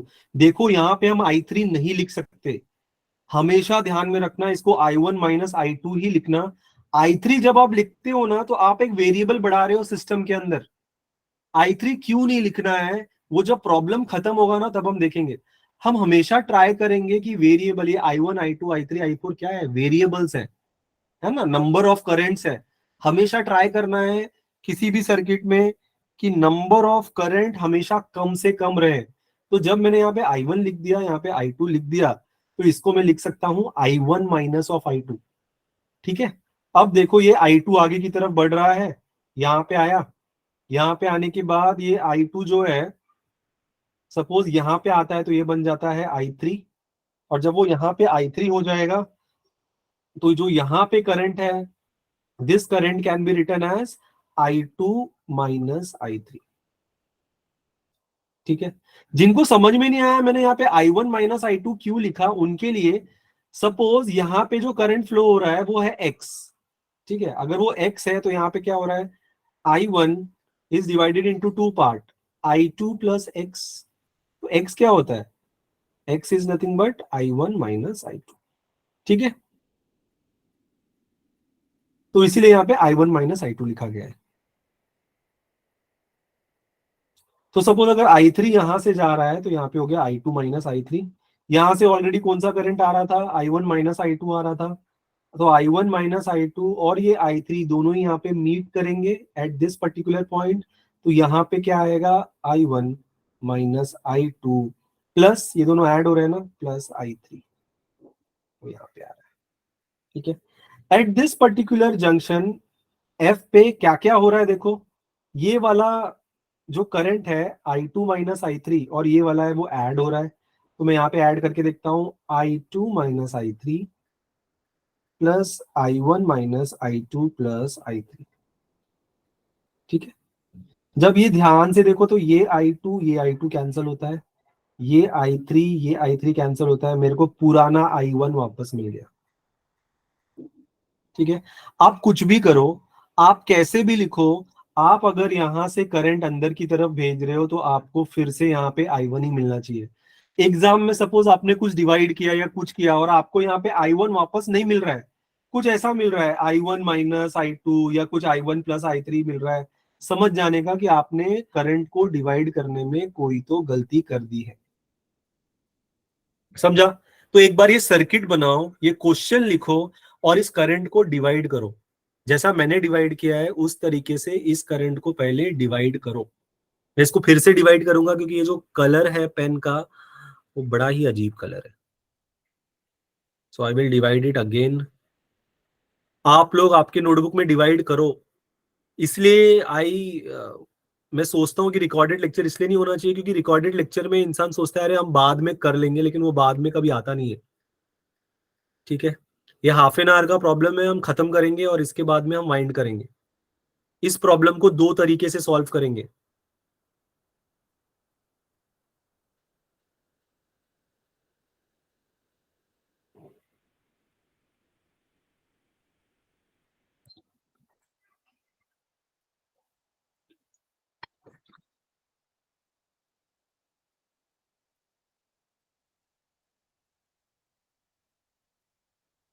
Colour colour, अच्छा ये वाला कलर लिया हुआ था। ठीक है,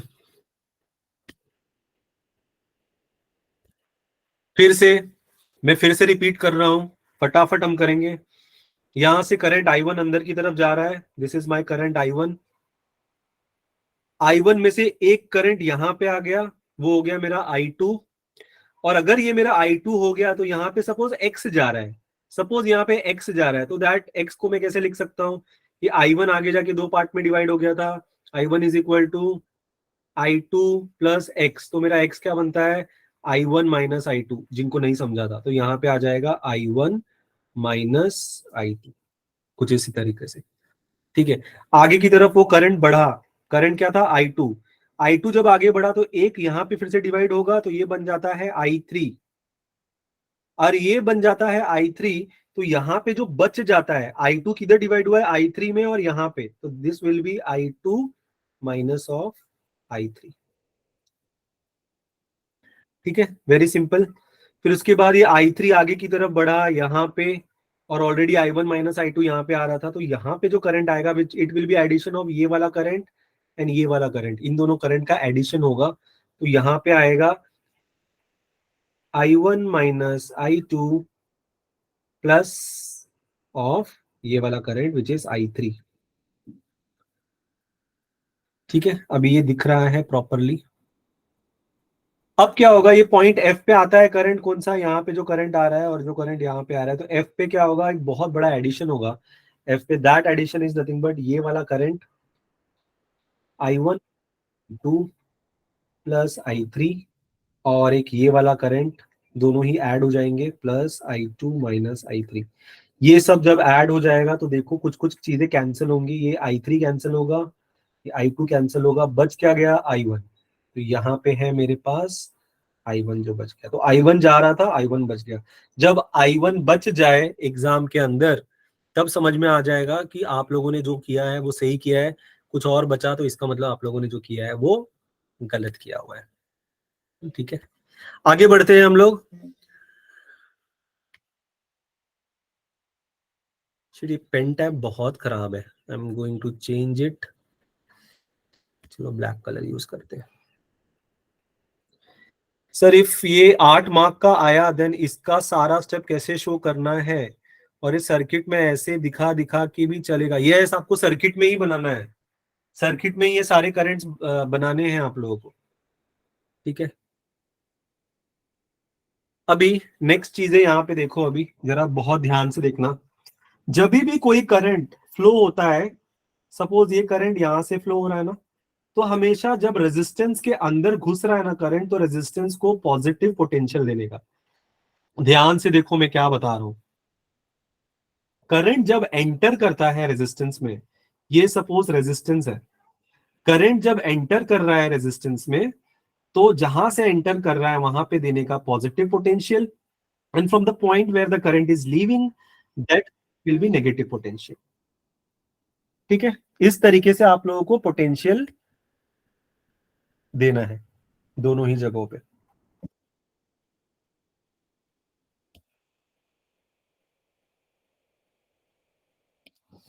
ठीक है, समवन हैज एंटर्ड।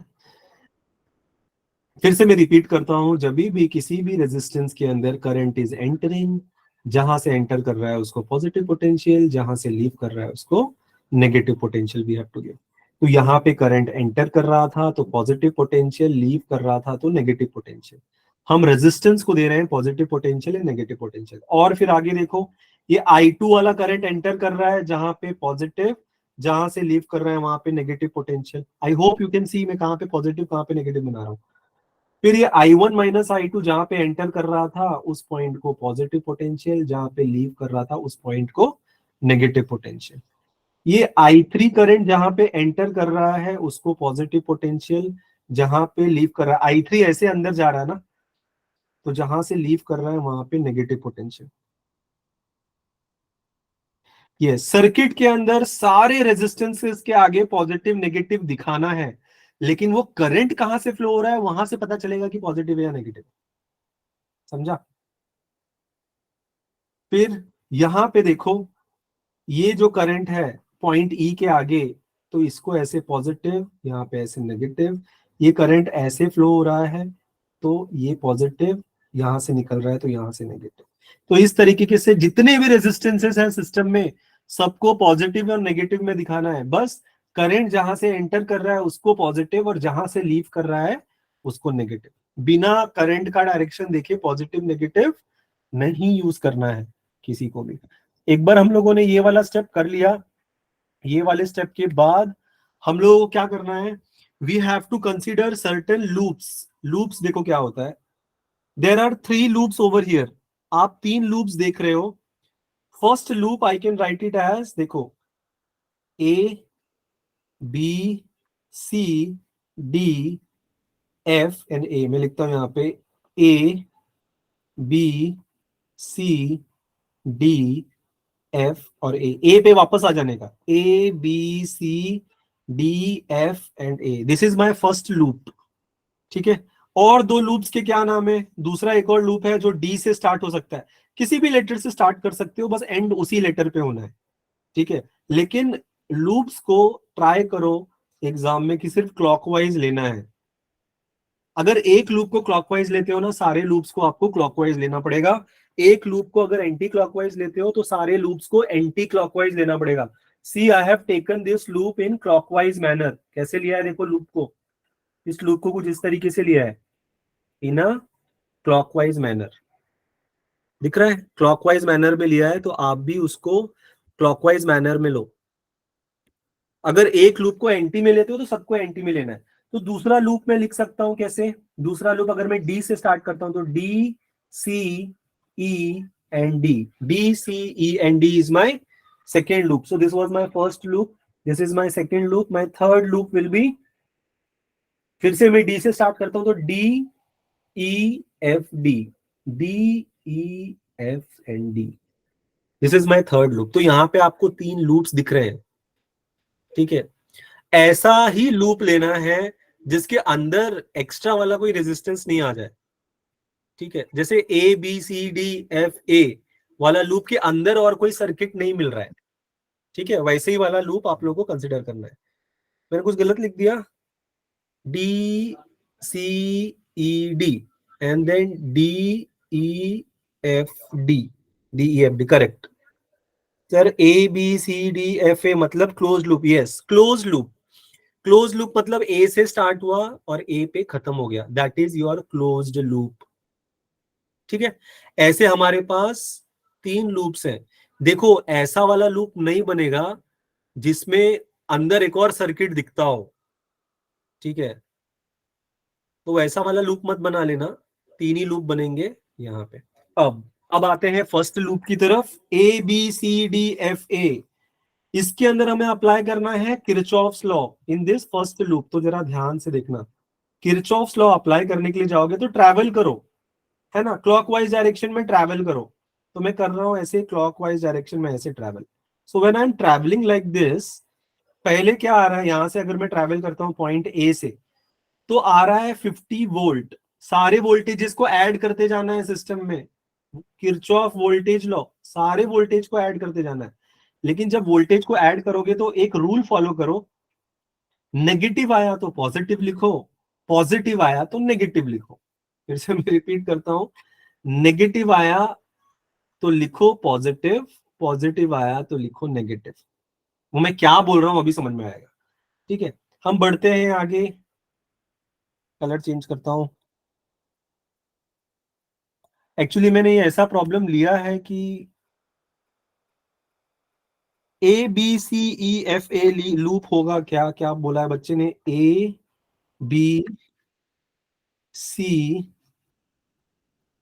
ई किधर है, EFA। ऐसे वाले लूप को जनरली हम नहीं लेते हैं, क्योंकि इसके ना अंदर फिर रेजिस्टेंसेस आ रहे हैं और भी आ रहे हैं चीजें। ठीक है, पर ले सकते हो ABCEF और A। एक्चुअली ये वाला लूप अगर आप कोई बच्चा ध्यान से देखता है ना, तो ये क्या वायर्स ही है ना, वायर्स ही है। उसको उल्टा घुमा दिया, डी की जगह पे ई ला दिया, डी के और ई की जगह पे डी, तो वो लूप भी आप ले सकते हो। पर जनरली जो दिखता है ना ऊपर से, वही वाला लूप लो, ऐसे कॉम्प्लिकेटेड वाला लूप मत लेना, क्योंकि एग्जाम में फिर वो लोग जज करते हैं।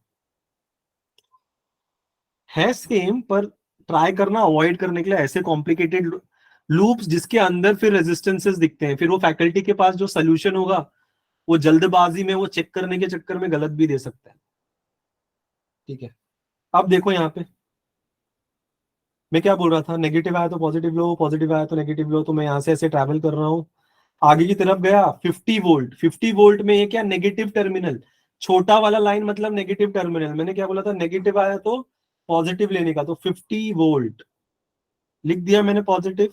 फिर आगे मैं ट्रैवल कर रहा हूँ, कर रहा हूँ, कर रहा हूँ।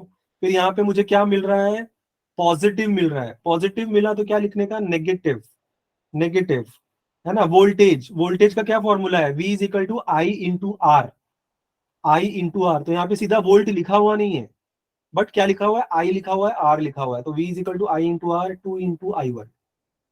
ठीक है, और आगे बढ़ने का इस लूप के अंदर, यहाँ पे आओगे तो फिर से क्या आ रहा है, पॉजिटिव टर्मिनल आ रहा है। पहले पॉजिटिव आया तो क्या लिखने का, नेगेटिव। क्या है वहां पे वोल्टेज, 6 इंटू I2। देखते रहो, मैं कुछ गलत तो नहीं लिख देता हूं।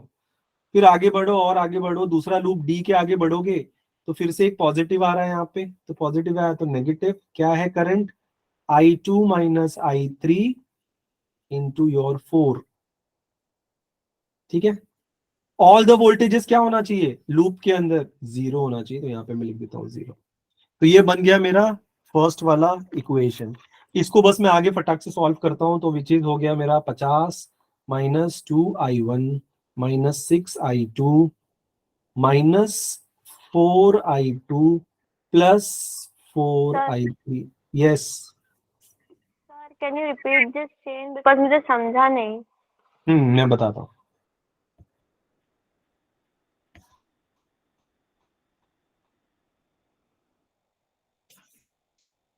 हुआ ये है कि मेरे को ना पहले सबसे सिंपल क्वेश्चन लेना चाहिए था, पर ऐसे 4-5 सिंपल क्वेश्चन लेने में ना 2 लेक्चर चले जाएंगे। इसलिए हम लोग एक कॉम्प्लिकेटेड वाला लेंगे, ये हो जाएगा तो सब समझ में आ जाएगा। ठीक है,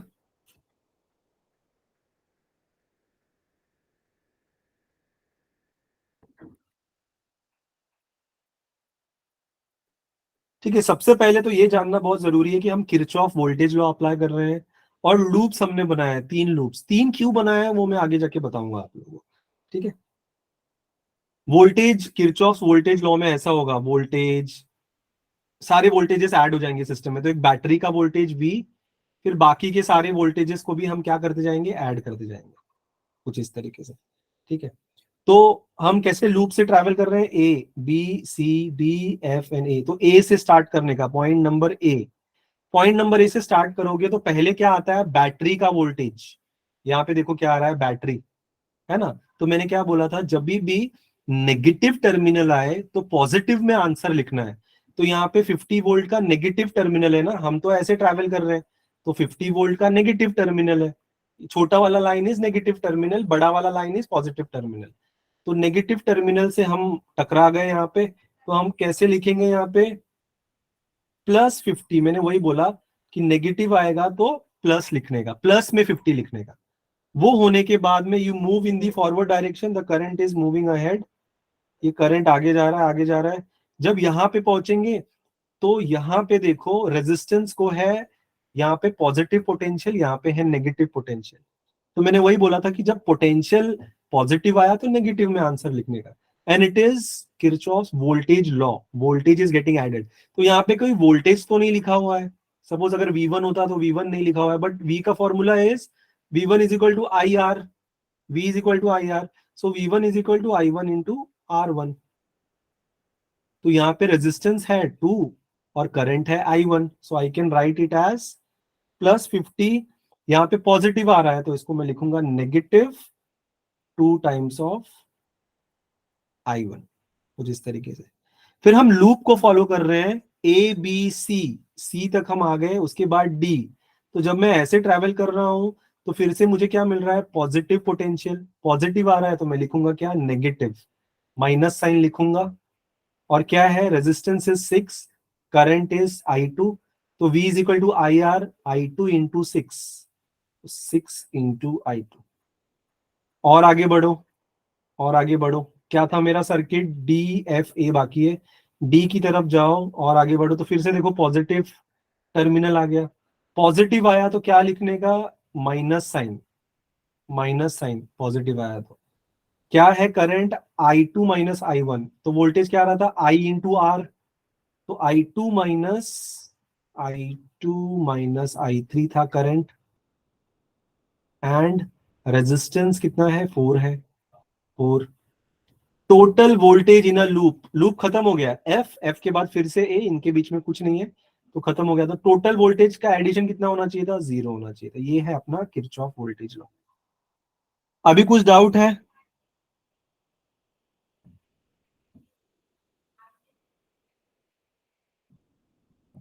नो सर। आई होप समझा होगा जिसको डिफिकल्टी आई थी पहले। ओके ओके ठीक है। बस क्या करना है ना, ये ब्रैकेट को बस ओपन करना है। तो मैं फटाफट इस ब्रैकेट को ओपन ओपन करता हूँ, आप भी आपके नोटबुक में लिखना चालू करो। 50 minus of 2I1 minus of 6I2 minus of 4I2 plus 4I3 that will be equal to 0। I am just opening the bracket. फिर उसके बाद में अगर आप देखो तो क्या होगा, minus of 2I1 minus of 10I2 plus of 4I3 and यहाँ पे क्या था, +50 इज इक्वल टू 0।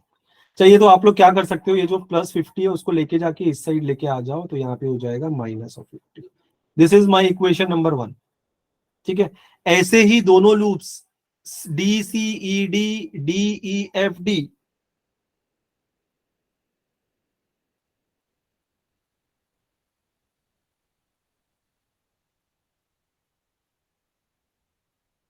हाँ किसी ने कुछ पूछा है कि why sir, why we are interchanging the sign. हम लोग साइन को सिर्फ इसलिए इंटरचेंज कर रहे हैं क्योंकि करंट जहां से एंटर करता है रेजिस्टेंस के अंदर, जब भी वोल्टेज ड्रॉप होता है, सी जब भी कोई भी करंट एंटर करेगा, है ना, रेजिस्टेंस के अंदर, तो होता क्या है, वोल्टेज का ड्रॉप होता है। सो व्हेनेवर वोल्टेज का ड्रॉप होता है, ड्रॉप होना मतलब कम होना, कम होने का मतलब नेगेटिव साइन, है ना, वोल्टेज ड्रॉप होता है हमेशा। तो जब भी करंट अंदर जाएगा तो जो वोल्टेज होगा वो कम होते जाएगा ना, धीरे धीरे वोल्टेज कम होते जाएगा, सब जगह पे। तो इसलिए वोल्टेज कम होता है ना, तो इसलिए वोल्टेज ड्रॉप होता है। इसलिए मैं बोल रहा हूँ पॉजिटिव आया तो नेगेटिव कंसिडर करो उसको, ठीक है। वोल्टेज ड्रॉप होता है, करंट जब एंटर होता है तो वो होता है पॉजिटिव पोटेंशियल से नेगेटिव पोटेंशियल की तरफ जा रहा है, वो पॉजिटिव पोटेंशियल से नेगेटिव पोटेंशियल की तरफ जा रहा है। करंट हमेशा फ्लो होता है पॉजिटिव से नेगेटिव की तरफ, इसलिए रेजिस्टेंस पे हम पॉजिटिव बना रहे हैं, दूसरे एंड पे हम नेगेटिव बना रहे हैं। ठीक है, पर साइन हम कैसे लेते हैं? साइन हम लेते हैं माइनस में, -v1 -v2 50 -v1 -v2, हम ऐसे लेते हैं साइन। क्यों? क्योंकि वोल्टेज जो है वो कम होते जा रहा है, वोल्टेज जो है वो ड्रॉप होते जा रहा है, इसलिए माइनस लेते हैं। तो ना जब हम प्रॉब्लम सॉल्व करते हैं ना, प्रॉब्लम जब हम सॉल्व करते हैं तो इतनी सारी चीजें याद नहीं रहनी चाहिए, नहीं तो कंफ्यूजन हो जाएगा। इसलिए एक शॉर्टकट की तरह पॉजिटिव आएगा तो नेगेटिव लिखो, नेगेटिव आएगा तो पॉजिटिव लिखो, बस इतना ही याद में रखना है। ठीक है,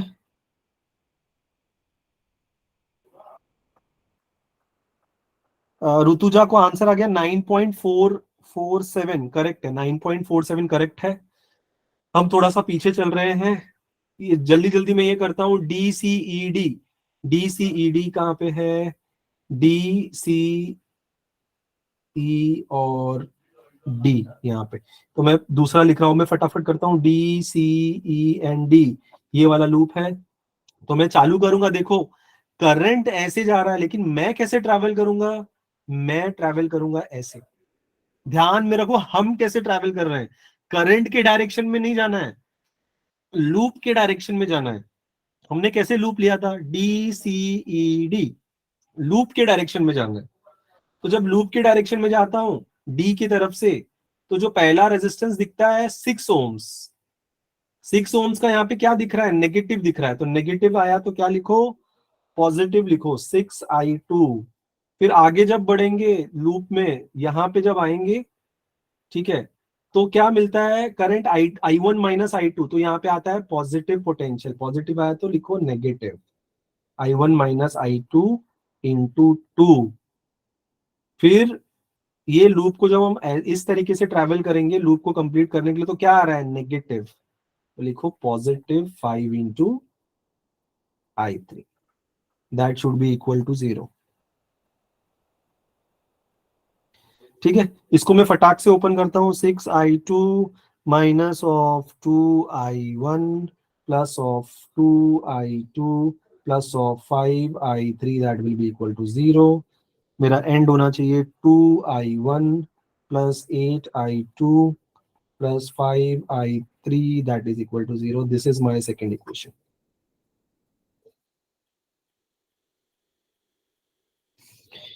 करंट फ्लो ऑपोजिट है तो -5i3, करंट मैंने कुछ गलत लिख दिया, करंट फ्लो ऑपोजिट है तो मुझे क्या लिखा है? -5i3 नहीं लेना है क्या? ओके, विनीत ये पूछ रहा है कि करंट फ्लो ऑपोजिट है तो -5i3 नहीं क्या सर? देखो यहाँ पे ना, जब आप ट्रैवल करोगे ना, लूप के डायरेक्शन में ट्रैवल करो। मैं तब से वही बोल रहा हूं कि लूप के डायरेक्शन, आपको लूप के डायरेक्शन में ट्रैवल करना है। जो हमने पॉजिटिव नेगेटिव जो हम डिसाइड करते हैं वो करंट के फ्लो से हम डिसाइड करते हैं। मैं फिर से रिपीट कर रहा हूँ, ये बहुत ही कंफ्यूजिंग वाले प्रॉब्लम्स होते हैं बीडब्ल्यू में। कौन सा कलर लूं? ठीक है, अभी देखो मैं क्या बोल रहा हूं। हम जब ट्रैवल करेंगे ना तो हम लूप का एक डायरेक्शन लेंगे, जैसे कि लूप क्या है? DCED, तो कैसा आ जाएगा? ऐसे DCED, इस तरीके से लूप का डायरेक्शन हो जाएगा। तो हम ट्रैवल करेंगे लूप के डायरेक्शन में, ठीक है। और जो पॉजिटिव पॉजिटिव पोटेंशियल या नेगेटिव पोटेंशियल जो डिसाइड होगा वो करंट के फ्लो की मदद से डिसाइड होगा, लेकिन हम तो ट्रैवल कर रहे हैं लूप के डायरेक्शन में। समझ में आया? तो जो DCED का जो हम जब लूप में जब हम ट्रैवल करते हैं ना DCED में, तो यहाँ पे जब मैं आता हूं तो यहाँ पे क्या देखता हूँ? नेगेटिव है, मुझे तो नेगेटिव पोटेंशियल दिख रहा है। तो जब नेगेटिव दिख रहा है तो मैं आंसर में क्या लिख रहा हूं? यहाँ पे +5i3। समझा विनीत?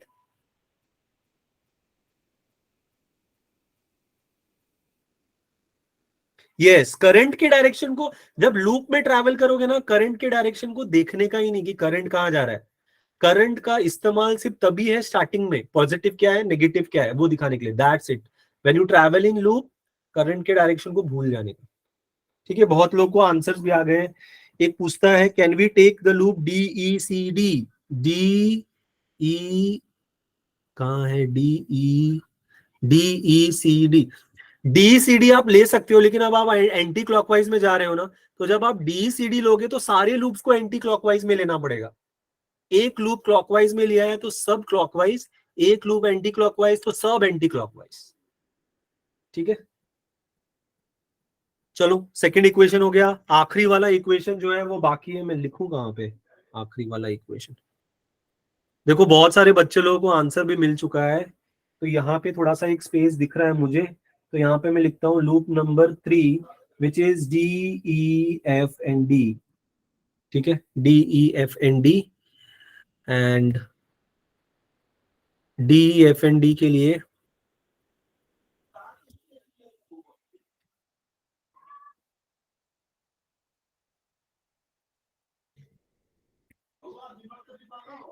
ठीक है,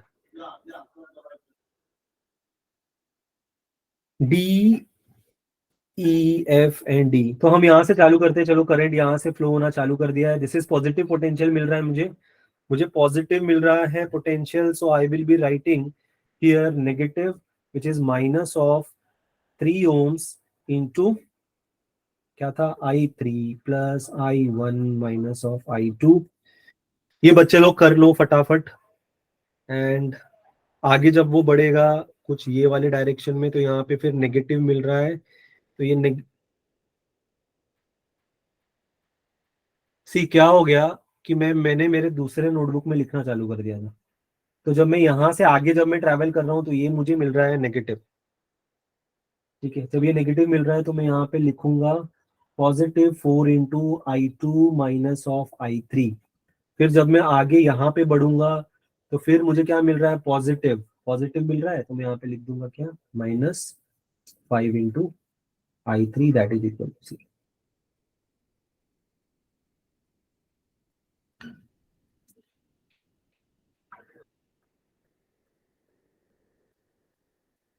ठीक है, so when I open this bracket में ना, ब्रैकेट को सीधा सीधा मैं ओपन कर रहा हूँ। ठीक है, when I open this bracket मुझे क्या मिलेगा, मुझे मिलेगा 3I1 plus 7I2 minus of 12I3 that is equal to 0। This is my third equation. मुझे देखो तीनों इक्वेशन मिल चुके हैं, equation number 1, equation number 2, equation number 3। आप आपके कैलकुलेटर में वो वाला इक्वेशंस डालो and you get the answer. जिनको पता नहीं है कि कैलकुलेटर में किस तरीके से आंसर निकालना है, मैं 1 मिनट के लिए स्क्रीन शेयर करता हूं and then you guys see. Screen share करता हूं।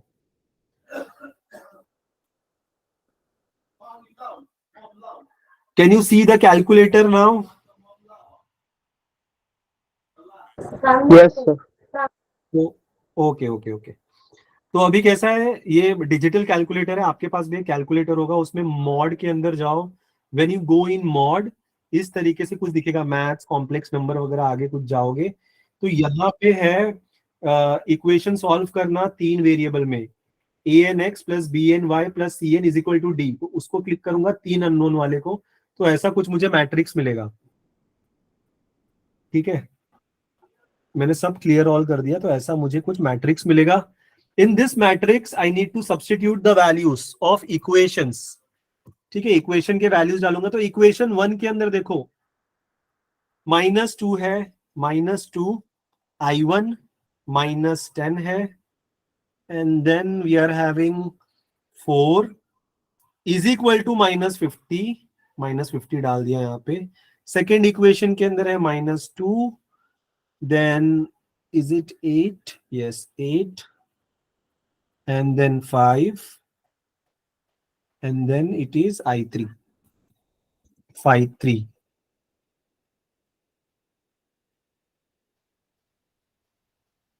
5। नहीं, मैंने गलत कर दिया, यहाँ पे आना चाहिए था 0, यहाँ पे आना चाहिए था 0। फिर थर्ड वाले इक्वेशन के अंदर क्या है, -3, and then it is 7, and then -12, and then 0।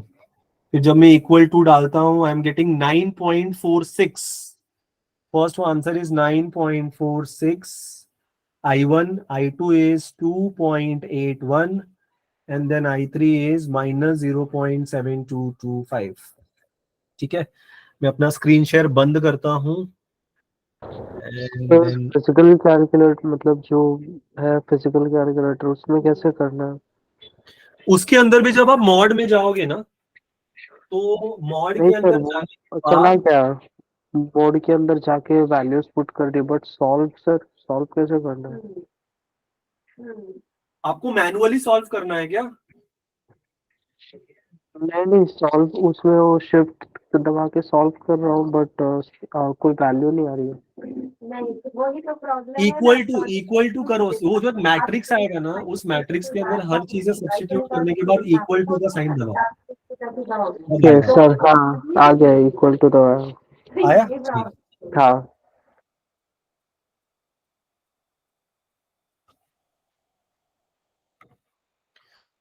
तो यहाँ पे हमें जो वैल्यूज आ रहे हैं मिल गए। वैल्यूज कहाँ पे लिखूं मैं? वैल्यूज यहाँ पे लिखता हूँ, वैल्यूज।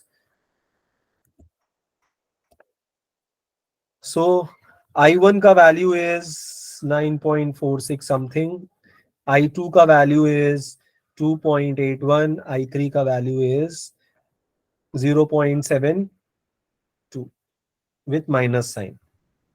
ठीक है, मतलब I3 का जो डायरेक्शन हमने कंसिडर किया ना वैसा नहीं आएगा। माइनस साइन का मतलब ये होता है कि I3 का जो डायरेक्शन हमने कंसिडर किया है वैसा डायरेक्शन नहीं आना चाहिए था, वो करंट दूसरे डायरेक्शन में जाना चाहिए था, तो आंसर आपको बता देगा। ठीक है, that is not the problem.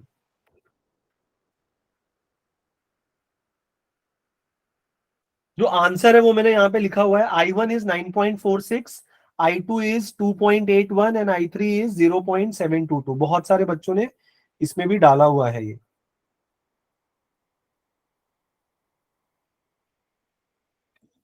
अच्छा, मेरा स्क्रीन शेयर बंद हो गया है क्या? मेरा स्क्रीन विजिबल है क्या अभी? हाँ सर, विजिबल तो तभी भी था।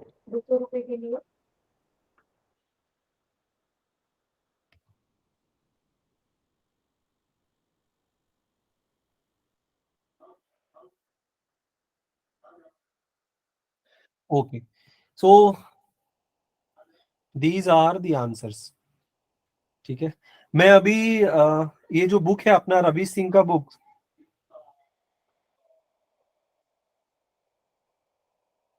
एक बच्चे ने मेरे को व्हाट्सएप किया है, sir clockwise and anti clockwise दोनों साइन चेंज होगा क्या, एंड डायरेक्शन ऑफ करंट से फर्क नहीं पड़ता, ओनली लूप से देखना है। आप सिर्फ लूप की तरफ ट्रैवल करो, करंट की डायरेक्शन को भूल जाओ। When you are travelling into loop, current के डायरेक्शन को भूल जाओ। सिर्फ याद रखो कि रेजिस्टेंस को हमने पॉजिटिव दिया था, नेगेटिव दिया था। समझ में आया? सिर्फ लूप की तरफ चलते जाओ। जब लूप की तरफ चलोगे करंट को भूल जाने का। हमें आंसर बताएगा कि हमने सही लिया था कि गलत लिया था, that is a different story. ठीक है, लेकिन जब एक लूप को क्लॉकवाइज ले रहे हो, सबको क्लॉकवाइज लेना है। एक लूप एंटी क्लॉकवाइज ले रहे हो, सबको एंटी क्लॉकवाइज लो। मैं सजेस्ट करूंगा कि सबको क्लॉकवाइज ले लो, क्योंकि मैक्सिमम स्टैंडर्ड टेक्स्ट बुक्स ने क्लॉकवाइज लिया है। जो इंसान आपका पेपर चेक कर रहा होगा वो भी स्टैंडर्ड टेक्स्ट बुक ही यूज करता है। ठीक है, नाउ लेट मी, ये देखो, दिस इज रवि सिंह का बुक, और मैं सेम क्वेश्चन की तरफ जाता हूं। कहाँ है ये वाला question? I hope you can see this screen. Where is the question? देखो इन लोगों ने कैसे सॉल्व किया हुआ है। देखो ये वाला वो क्वेश्चन है। So let me just zoom. इन लोगों ने देखो करंट का डायरेक्शन कैसे लिया हुआ है, थोड़ा अजीब लग रहा है। दे हैव टेकन, स्टार्टिंग में दे have taken I1 plus I2, I1 plus I2। ये बुक्स मैंने ग्रुप में शेयर किए थे, आई थिंक जो नए बच्चे ज्वाइन हुए उनको मिला नहीं है। Again I will share the books after this lecture. You see the current का डायरेक्शन I1 प्लस I2 से तो स्टार्ट किया इन लोगों ने। ठीक है, और फिर आगे जाके करंट को डिवाइड किया। हाँ, एक बात जो मैं बताने वाला था, पूरे सिस्टम के अंदर देखो कि तीन ही करंट दिख रहे हैं, I1 I2 I3। ऐसा क्यों? तीन ही करंट क्यों दिख रहे हैं? चार क्यों नहीं लिए, पांच क्यों नहीं लिए? हम तो चार पांच भी ले सकते थे ना। चार करंट क्यों नहीं ले लिए? I1 I2 I3 I4। वो I1 माइनस I2 करने की तो जरूरत ही नहीं पड़ती। Can anyone answer this? 4 current क्यों नहीं लिए? सर Because 3 उसका ही कैलकुलेशन loops और कॉम्प्लिकेटेड हो जाता है। और अननोन्स वाला सॉल्व करना वरना पड़ता फिर सर फिर 3 ही प्रॉब्लम। लूप्स है तो 3 ही तीन इक्वेशंस ही बन लूप्स है, पाएंगे। 3 तीन ही इक्वेशन लूप्स से है। चौथा वेरिएबल नहीं मिलेगा। यस यस यस, देखो इस बच्चे ने बोला यहाँ पे 3 ही लूप्स दिख रहे हैं। There are only 3 loops in the question. 3 loop 3 equation, है ना? 3 लूप 3 इक्वेशन, और 3 इक्वेशन को सॉल्व करने के लिए कितने अननोन चाहिए? 3 अननोन चाहिए। अगर आपने करंट को I1 माइनस I2 इस तरीके से नहीं लिखा होता तो आपको 4 करंट मिल जाते, I1 I2 I3 R4 I4। तो आपके पास तो सिर्फ 3 लूप थे और आपको मिल गए 4 करंट, आपको मिल जाते 3 इक्वेशन, सॉल्व भी नहीं होता था। इसीलिए 3 लूप 3 करंट 3 इक्वेशन। समझ में आया? It is very much simple. इसीलिए ये रवीश सिंह के बुक के अंदर इन लोगों ने भी सिर्फ 3 ही करंट यूज किया है, I1 I2 I3। इनका तरीका अलग है, इन्होंने पहले I1 प्लस I2 ले लिया ताकि अंदर थोड़ा सा सिंपल दिखे, ठीक है? तो कुछ फर्क नहीं पड़ता है। देखो इनको जो आंसर मिलेंगे ना I1 I2 I3, इसके आंसर हमसे अलग आएंगे। लेकिन क्वेश्चन में क्या पूछा है? क्वेश्चन में पूछा है इन लोगों ने कि find the current supplied by the battery. Battery कितना सप्लाई कर रहा है करंट, वो पूछा है। तो हमारा बैटरी कितना सप्लाई कर रहा था? I1। तो देखो बैटरी कितना सप्लाई कर रहा है? 9.464। तो हमारा आंसर करेक्ट है, ठीक है? आप किसी भी तरीके से सॉल्व करो, आपका जो आंसर है वो करेक्ट ही आएगा। तो आप लोगों के लिए होमवर्क ये है कि सेम प्रॉब्लम, ठीक है? ये वाला जो सेम प्रॉब्लम है इसके अंदर आप जो है करंट को डिवाइड थोड़ा अलग तरीके से करो, ठीक है? करंट को थोड़ा सा अलग तरीके से डिवाइड करो, मतलब यहां से I1 था तो यहां से I2 को लेके जाओ, यहां पे कर दो I1 माइनस I2, और फिर बाद में ट्राई करो सॉल्व करने के लिए। देखो आंसर सेम आना चाहिए, I1 का वैल्यू शुड बी सेम, ठीक है? So we will stop here today, क्योंकि एक दिन में इतना सब करेंगे तो फिर प्रॉब्लम होगा। And we will meet again next day. I think Saket और कुछ कॉलेजेस का जो है मेट्राइसिस के लिए we will meet either on Wednesday, या कभी तो हम मीट करेंगे, वो मैं कल सुबह तक डाल दूंगा ग्रुप के अंदर। और कॉम्प्लेक्स नंबर के लिए अगले किसी दिन हम लोग मीट करेंगे, ठीक है? एनी डाउट्स, कुछ पूछना है तो अभी पूछ सकते हो। सर यस सर मुझे मैकेनिक्स का पूछना था कि हर सिचुएशन में एंटी क्लॉकवाइज पॉजिटिव ही रहता है ना? देखो वहां पे भी ना कन्वेंशन यूज किया गया है, ठीक है? ये हमारा कन्वेंशन है कि एंटी क्लॉकवाइज पॉजिटिव है और क्लॉकवाइज नेगेटिव है। अगर आपको चाहिए तो आप क्लॉकवाइज को भी जो है वो पॉजिटिव ले सकते हो, एंटी क्लॉकवाइज को नेगेटिव ले सकते हो, ठीक है? तो सर हमारा मैकेनिक्स में हाँ, मैं मैकेनिक्स की बात कर रहा हूँ। हमने जो प्रॉब्लम सॉल्व किया था वो सिस्टम ऑफ पैरेलल फोर्सेस का, तो उसमें हमने एंटी क्लॉकवाइज पॉजिटिव लिया था। तो मैं जो कन्वेंशन फॉलो करता हूँ वो NH दुबे का बुक और दयाल के बुक का फॉलो करता हूँ, क्योंकि इन दोनों बुक के अंदर anticlockwise they have taken as positive and clockwise they have taken as negative. पर ऐसा हार्ड एंड फास्ट रूल नहीं है। आपके कॉलेज में अगर फैकल्टी ने उल्टा लिया है तो वो भी सही है, आंसर आपको सेम ही मिलने वाला है। पर सेम प्रॉब्लम में एक फोर्स को क्लॉकवाइज में अलग लिया एंटी और दूसरे फोर्स को अलग लिया, वैसा नहीं करना है। तो जो स्टैंडर्ड टेक्स्ट बुक्स है ना उसको फॉलो करो, दयाल को फॉलो करो, दुबे को फॉलो करो। मैं इसलिए बोल रहा हूँ क्योंकि आपका जो पेपर है वो आपका जो फैकल्टी कॉलेज में सिखा रहा है वो चेक नहीं करने वाला है, ध्यान में रखो।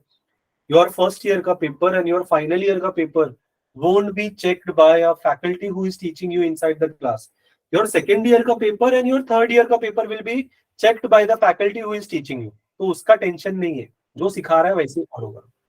But first and final year के लिए स्टैंडर्ड टेक्स्ट बुक वही फॉलो करना है, क्योंकि आप सपोज कोई स्टूडेंट है दत्ता मेकी कॉलेज का, उसका पेपर चेक कर रहा है लोकमान्य तिलक कॉलेज का फैकल्टी, और फैकल्टी लोग स्टैंडर्ड टेक्स्ट बुक ही रेफर करते हैं, ठीक है? और सोल्यूशन भी स्टैंडर्ड टेक्स्ट बुक के हिसाब से ही निकाला जाता है यूनिवर्सिटी में। तो वैसा ही कन्वेंशन यूज करो। Okay sir, thank you. Sir यहाँ पे I3 की वैल्यू नेगेटिव में है ना? हाँ, I3 की वैल्यू नेगेटिव में आ रही है क्योंकि हमने जो I3 अज्यूम किया था ना, हमने राइट हैंड साइड अज्यूम किया था। आंसर नेगेटिव आ रहा है मतलब हमको लेफ्ट में अज्यूम करना चाहिए था। ठीक है, और कुछ उसका मतलब नहीं है नेगेटिव का।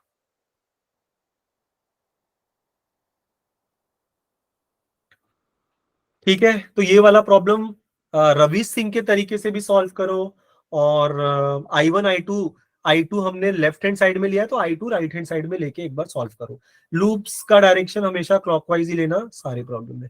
सो हम लोग फिर से मिलते हैं, चलो मैं बंद करता हूँ फिर। ठीक है, will meet again. Thank you sir. Thank you sir. Yes. Thank you, sir. Thank you, sir.